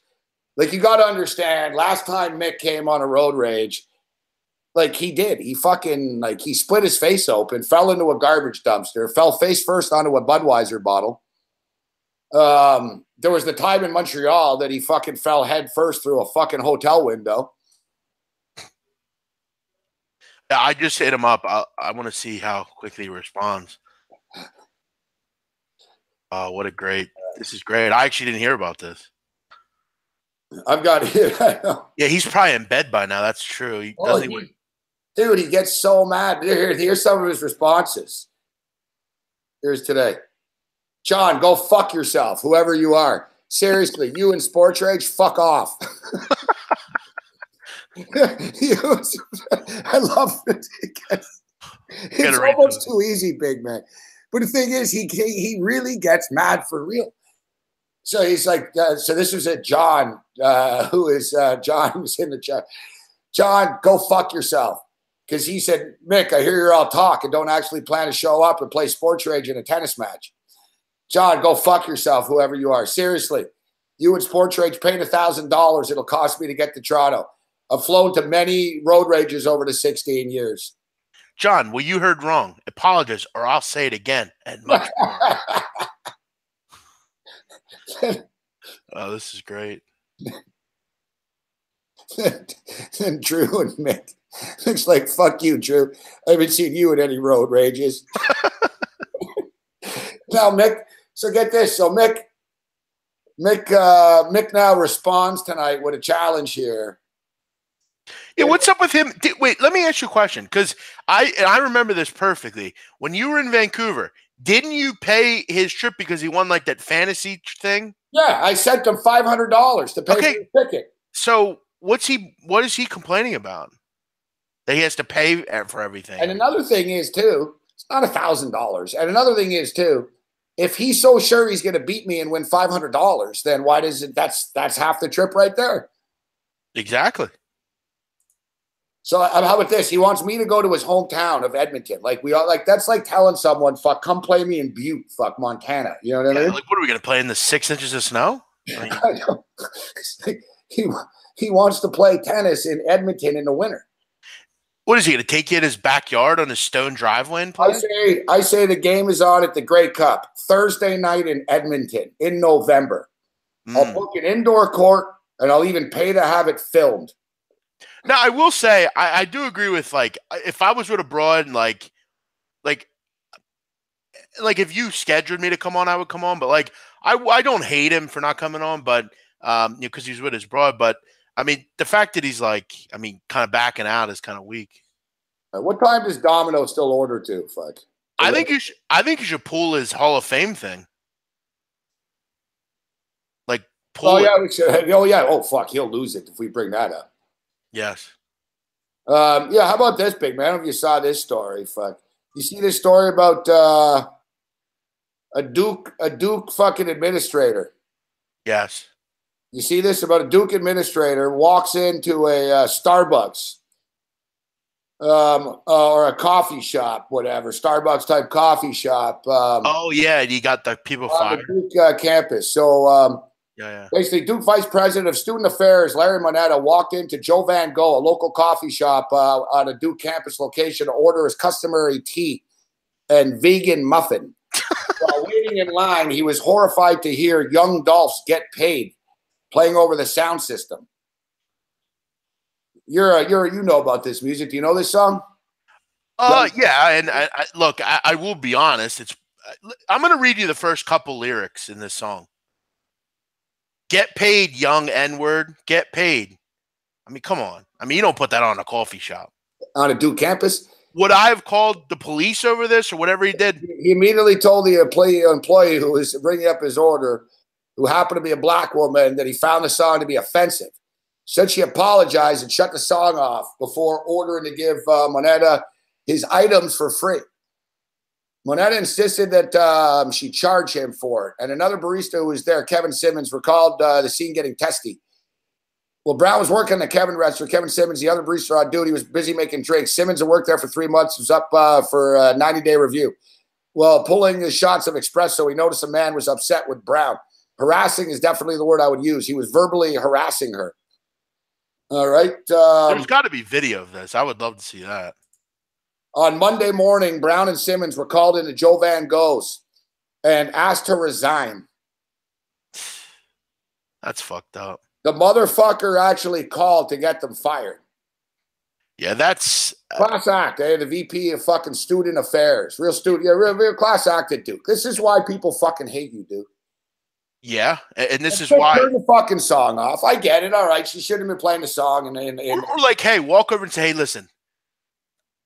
It doesn't really bother me, but maybe you don't want to put this song on. You know, it's not really good. And what if a kid walks in? And I'm sure they would have been like, yeah, you probably would. We actually forgot it was. Admit. They're like, we didn't want to fire them. We were forced to.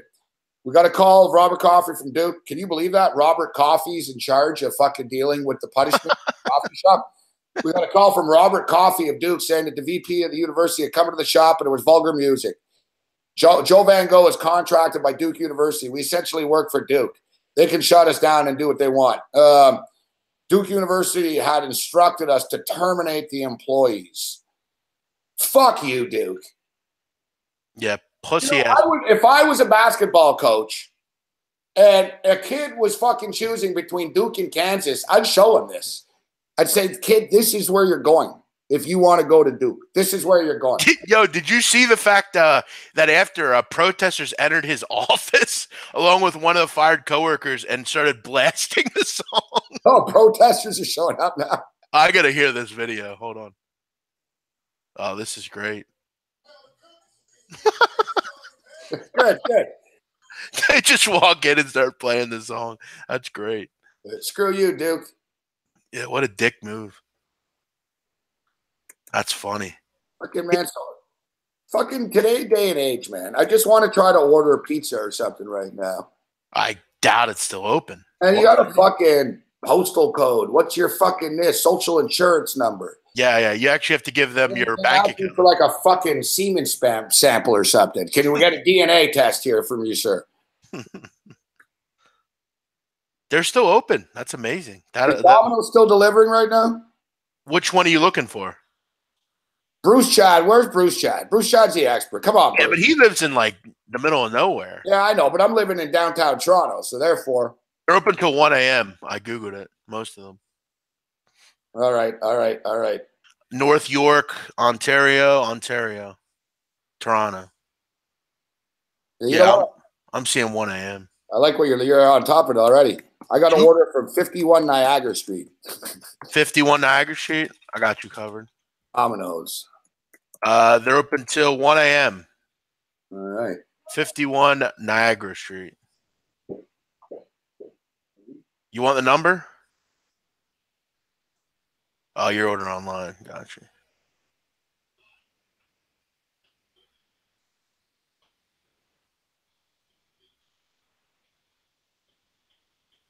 Someone buy Gabe his pizza. Jazz, buy him his pizza. No, it's all right. My guest is from Quebec, so we're going to go for a poutine. Really? What do you mean your guest? What do you have, a broad there? Yeah, you know what, a poutine, I'm telling you, you would like it, big man. Yeah, it doesn't sound particularly good, but... French fries, gravy. Oh, really? Oh, it does sound pretty good. Yeah, French fries, gravy, and cheese on top. Wow. Sounds pretty good. Yeah, like Wisconsin, Quebec curd cheese. Sure. Just sounds like, like cheese, fries and put a little gravy. Yeah, we have that here. It's good stuff. Oh, he has a lady? Oh, I didn't know that. Wow. Yeah, okay, here, I'll send you a picture. Look up poutine. It's hard no, to I am. I'm on it right now, actually. Yeah, Pupoutine. I guess the big question is, Gabe, why are you getting away from my question? What? Yeah. I hear in the background, actually. Okay. How about that? Who is this broad, Gabe? How long have you known her? She sounds nice. How long? She sounds nice. Did anyone else hear that? You're laughing. You're like, gosh, sounds like a big, nice girl. You can tell. Did anyone hear that in the background? The broad laughing. That's funny. She's I don't know if she's a fan of the term broad, but that's what we call people. That's what you're from Philadelphia. It's yeah. You call everyone. It's broad. Yeah. You want? Matter of fact, I won't call her what we call her here. Yeah. Chicks here. All right, Gabe. Well, listen, I'm gonna let you have at it. Yeah, you know what? It's I gotta go out and eat. You know me. Normally I go to 2 a.m. and stuff like that. But yeah, I think you got to start wrapping up a bit earlier here. No, it's not Taylor.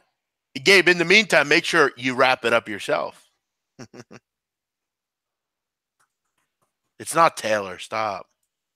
Taylor's just a friend. Taylor's a friend. Yes. Exactly, Rashad Sutton. That Joan. Yes, exactly. Rashad knows the deal.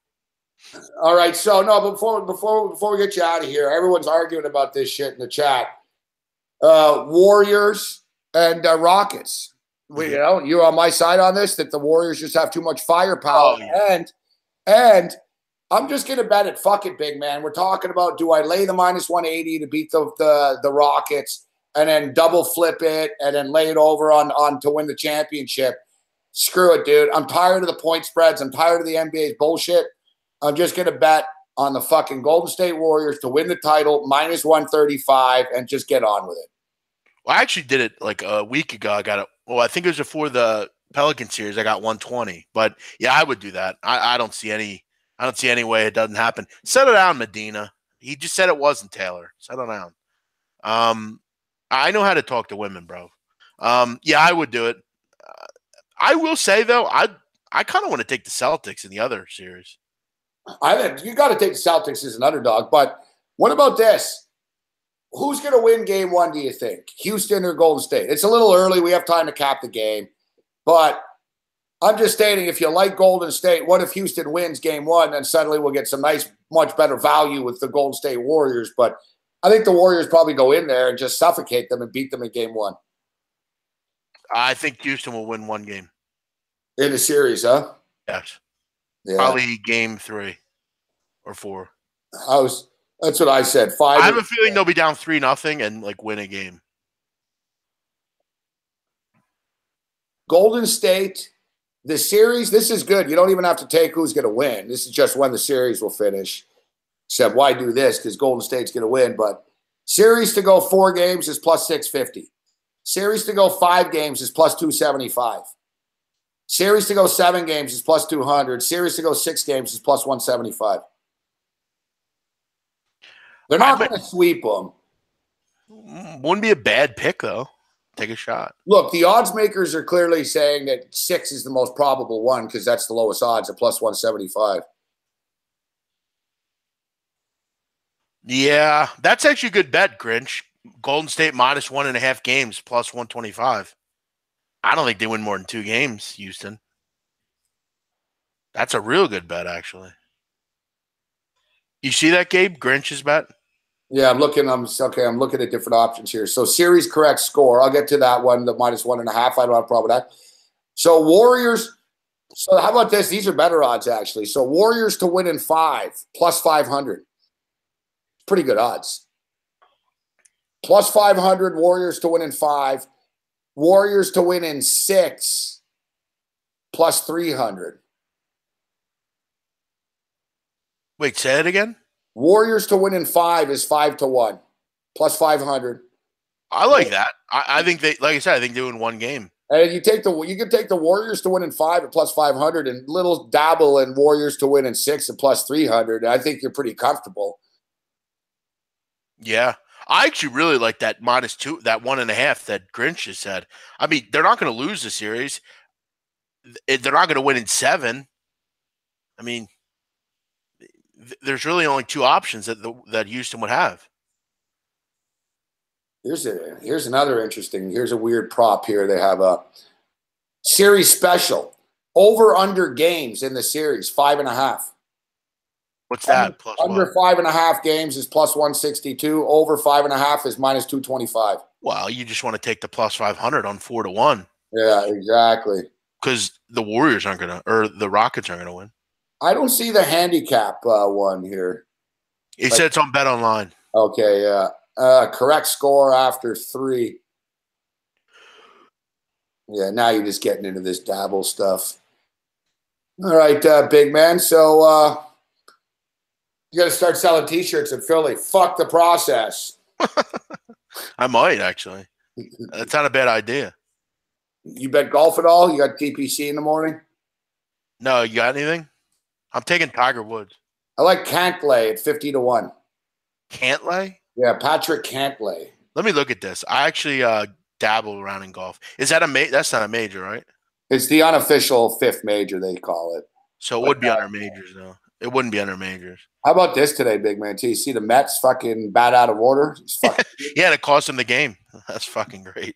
Yeah, but you know what? I think it's Bush League of Mickey Callaway to fucking he said that, probably cost us the game. And he's like, wasn't me. Like he totally threw the first base coach out of the bus that put it in. It was in the first inning that this happened. They had a lot of chances, but it's just a typical fucking Met thing to do. Yeah, is that it right there? Yeah, it was. You play that? Nah, I can't. We'll fucking get copyrighted. Oh, true. Yeah. By the way, I'm actually copyrighted on my channel. I can't do broadcast for 90 days. No shit. Where? On what? On YouTube? On my private channel, yeah. On YouTube? Yeah. Why you played some rap music? No, I was just like doing a video one time, and I quickly, like 30 seconds, put it on one of the NBA playoff games. They didn't even warn me. They just you put on just what you briefly you showed it on the screen on your camera. What'd you do? Yeah, like I basically instead of facing myself, I just had the phone. Oh no, matter of fact, it was a Champions League game, and I had it flipped on the TV, and they didn't even hit me with nothing. They were just like, they removed the video and banned me. 90 days, huh? Yeah. Motherfuckers. Soccer, they don't fuck around, dude, I guess. But it's like, just pull the video. I mean, that's kind of weak. I mean, you just kick me off. I mean, but I'm taking Tiger 40-1. Fuck it. Donnie Wright said loves Tiger. I'll take Tiger. You know, Jeff Feinberg, who was with us last night, guys, that was his pick. Tiger Woods, believe it or not. Really? Yeah, Tiger Woods. And he's pretty good with golf, right? Yeah, that's his thing. He's good. Like, he's not just, he's good. I like that. You know what I took today, Gabe, before I go? Or actually took it yesterday. I put it on Twitter. On Bet365 to win the Premier League next year. Yeah. I took Wolverhampton, their new team. They just came up, plus 40,000. The reason why I say this, listen, they got this owner, these Chinese owners that are just buying any player. Like, they're just putting all this money into the club. I took a shot. We'll see what happens. For the record, guys, the best scoring average at the Players' Championship in the last 5 years is Molinari, McIlroy, Garcia, and Matsuyama. I was kicking the tires on John Rahm in this tournament, but ultimately, listen, Cantley's 50-1, guys. But I've spoken to a lot of golf experts this week on all the shows, and it seems like the name that comes up, the two names that come up the most are Justin Thomas, Henrik Stenson. Justin Thomas and Henrik Stenson are the names that come up the most. And you're getting what? Stenson's what? In the chat here, too, if you want to bet on golf, Spenny Mac is the guy. Yeah, what's he have? What's he on tonight? Or on the Check out his Twitter. I'll retweet it again. He played a 12 golf guy to make the cut parlay. He put $2,500 on it, and it pays $5,000 back. Wow. Go get the. Yeah, what's he on in this? Who do you like to win, Spenny Mac? I saw him in here. By the way, if you want an easy winner over the weekend, Lomachenko. He's not losing boxing. What are the odds? 1-13. He ain't losing though. Lights. All right, here's his parlay. All right, guys, this is the Spenny Mac special. Oh, he likes Stenson. Nice. He put $2,500 to win $62,000. What has to happen? They all have to make the cut? They just have to make the cut. All of them? All 12 players need to be playing Saturday. Wow. So, Rory McIlroy, Justin Thomas, Patrick Reed, Justin Rose, Henrik Stenson, Kevin Kisner, Ian Poulter, Patrick Cantlay, Matt Kuchar, Zach Johnson, Adam Hadwin, Daniel Berger. That's Rory McIlroy, Justin Thomas, Patrick Reed, Justin Rose, Henrik Stenson, Kevin Kisner, Ian Poulter, Patrick Cantlay, Matt Kuchar, Zach Johnson, Adam Hadwin, Daniel Berger. It's like 32-1, this parlay. Wow. The Spenny Mac special. I like it. The Spenny Mac special. All right, big man. All right, my man. Hey, good. Enjoy your poutine. Yeah, I appreciate that. And sorry about the Sixers, but part of the process. I'll expect when I wake up tomorrow to see some fuck you, big man. Hey, my love for you over because before I was like, man, like during the Miami Heat series, I want to punch fucking the Sixers in the face. But now I'm like, man, I'm buddies with Big Man. He was here for me for the Raptors, so I got your back on this. Man, we're in similar situations, really. But it seems like Chris Medina is absolutely delusional that I guess he just hasn't accepted that the Eagles have won the Super Bowl. Chris, listen, it's okay, man. I mean, I know you don't want to accept the fact that they won, but it's time to realize that they won, Chris. I mean, I know you don't want to admit it, and I know you like the Giants, but it's okay to be wrong, man. I mean, just accept it, bro. Yeah, exactly. They're champs, bro, and you're going to be able to watch them raise the fucking banner actually in a couple of months. Eagle defense couldn't stop me in my game, big man. Yes, you put out big money to go to the NFC Conference Championship game, once of a lifetime experience. Yes. Now it's almost like one more. You got to be there for the banner, and then you're good. Then you of course, because I have to be there. I want to see that raise, get those pictures. I've realized as I've, over the last year or two, you got to make these little memories, bro. You got to, I always remember that game. No, that's why I sat courtside at the playoff game last week and shit. Exactly. You know what I mean? It's a good time. You got to live your life, man. Exactly. People wondering if Jazz is reliable. Jazz is one of the most reliable people I know. Straight shooter. We could trust Jazz with anything. So, yes. Yeah, good man, Jazz. He's a good guy. Yeah. Gabe, you're the best, man. Hey, what do you got for the you got anything on the Preakness stakes? Yeah, Justify's gonna win. Fuck. I actually I was thinking about just taking him to win the Triple Crown. No, you can't do that because it's just so hard, big man. It's such a gruel. Horses get hurt. And let's say sometimes a guy got to sacrifice it and not get the horse hurt, right? And it's just the Triple Crown. He probably does. I'm not going to tell you not to do it, but he'll win the Preakness for sure. The Belmont's another story. The Belmont is motherfucking long. You ever go to Pimlico? No, I've never been there. No. Don't. Was it dumb? It's literally right in the middle of the hood. Baltimore, like right in the middle of the hood. Like it's dead in the middle of the hood. Like you get robbed on the way out. Yeah. You will. That sit on you and wait for you to leave. Yeah, that's great way to rob people, man. I'll have some UFC picks for you this week though. Oh, sounds good. Saturday, yeah. Sounds good. Yeah. Hey, listen. Only 6 more months till college basketball starts. Damn right. And we'll start talking college football soon, big man. Start doing some previews. Sounds good. Dodgers bases loaded, 1 out. Let's see if the Dodgers have the bases loaded with minus no out and they can't score. Yes, I saw that. All right, buddy. Thanks for having me on. Talk to you. Bless you, man. Yep. See you later. All right, there's big man on campus. Hey, by the way, settle down, Van Polo. What do I have to watch my mouth? Because Baltimore, it's not in the middle of the hood? It is. I'm being real. I got a hood pass everywhere, Polo. Settle down. Dude, Cam Stewart went to Baltimore. He went to the casino at an Oriole game, and you live in Baltimore, and you should know it's in the middle of the hood. What am I lying? Yeah, listen, he lives in Philadelphia. I hate people who get insulted about their hometowns like that. If you tell me that Dane Finch and Toronto's the hood, I'm not going to say it's not. Right. I'm just taking care of people. I'm just letting them know. What are you talking about? All right, buddy. Take it easy. Right. Let's see you later, man. All right, guys, give me a minute here. We're going to wrap up in a couple of minutes. We always go into the late night hours, but we've got to step out here this evening. We'll be rock and rolling with you tomorrow. And, hey, we made the announcement, man. We're going to be in Halifax next week. Next Thursday night, we'll do this show live in Halifax. Next Friday night in Halifax, Homicide plays. And then Saturday night, St. John, New Brunswick, Homicide in St. John, New Brunswick.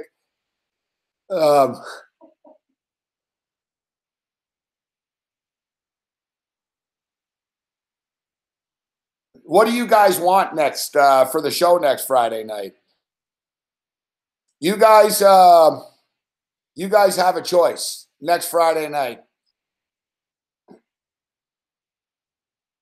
We can either take the night off,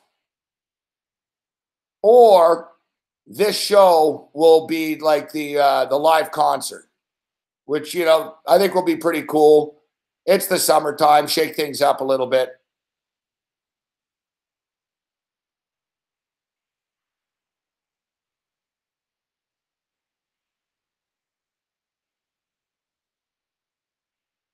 Like, it's not going to be a sports show that night, though. Like I said, I'm going to have the computer on, and we're going to be in a fucking a hall in Halifax, Nova Scotia. Yeah, we'll be talking about the pre next Friday, Von Paulo. I'm going to talk to SBR about it, but I'll be able to, we'll hang out backstage and shit, but I'm just stating it's going to be a metal show, right? So you'll basically be at a metal show next Friday night with me.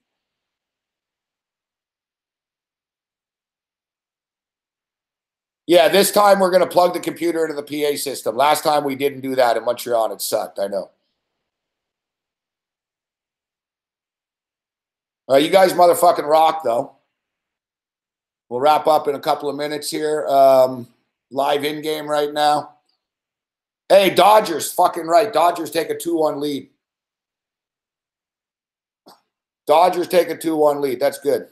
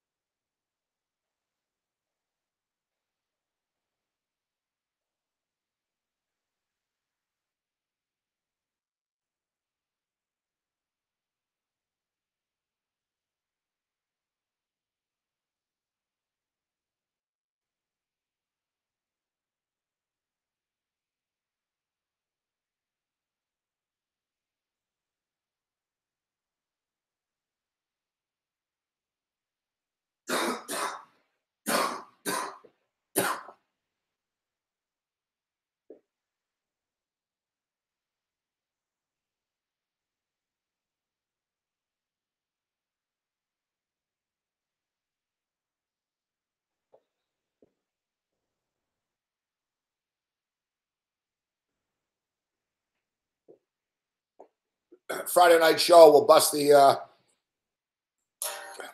amp out.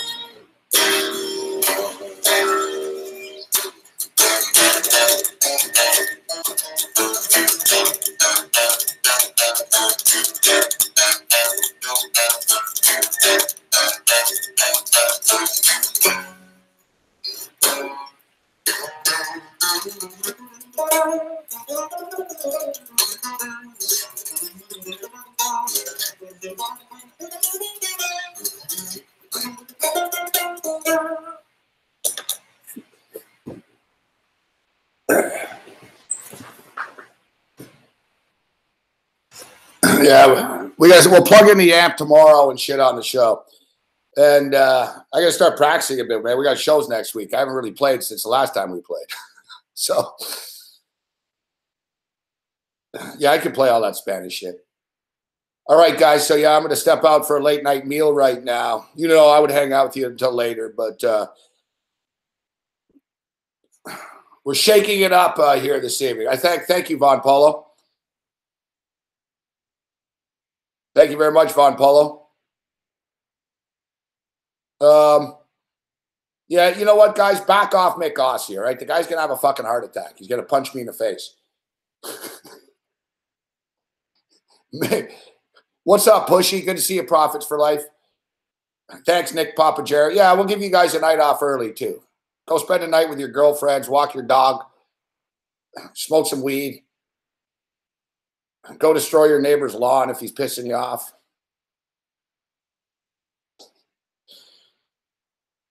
I'll try not to get into an argument with my doormat on the way out. Thanks, Mohammed. You're a class act, buddy. Hey, how about those picks tonight, though, buddy? Boston Celtics winner, Celtics Sixers over winner, Toronto Blue Jays winner, Baltimore Orioles winner, Atlanta Braves winner, Washington Nationals loser, Dodgers pending. We can attest to Jazz. Jazz has got some great chronic.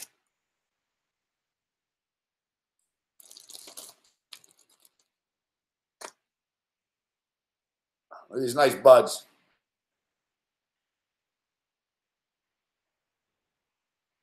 Told you, Chris Edge in the U.S., Jazz in Canada. What's up, Auburn Wild? Good luck to your Jets tomorrow, buddy.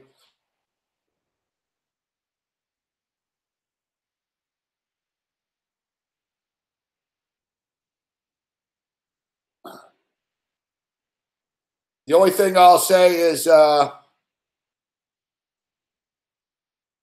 think Nashville's going to win tomorrow, but I hope the Jets say if the Jets get it done, I won't be upset, besides for my bet. I don't mind if the Jets win, but I don't think they will.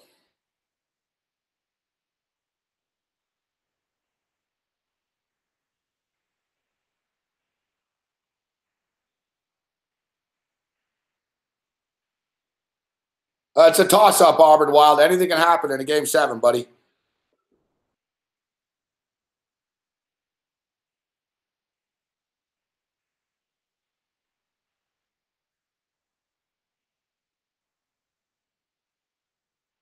All right, guys. So we'll catch you tomorrow. Make sure to watch all the cool SBR programming. Give us some thumbs up on the way out. Little light on a thumbs up tonight, motherfuckers. Let's go. Do it for SBR, not for me. I'll give myself a thumbs up since it was so good.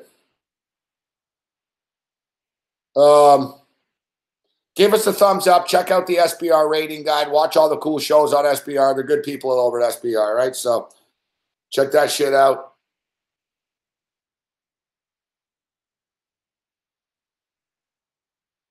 For the record, yes, tomorrow I do like the Nashville Predators. Teddy Covers will be on the show tomorrow, and we'll talk more basketball. We'll talk hockey tomorrow night. We'll get Lou on, Gambler. We'll do some UFC. Oh, Babano's back tomorrow night. Babano will be on tomorrow night. Teddy Covers tomorrow night. We'll get Lou on Friday night. We'll see if Mick is too scared to show up on Friday. And we'll see you guys tomorrow, man. Other than that, you're on your own. May the winners be yours. See you later, guys. Thanks for tuning in. We'll see you tomorrow. Later.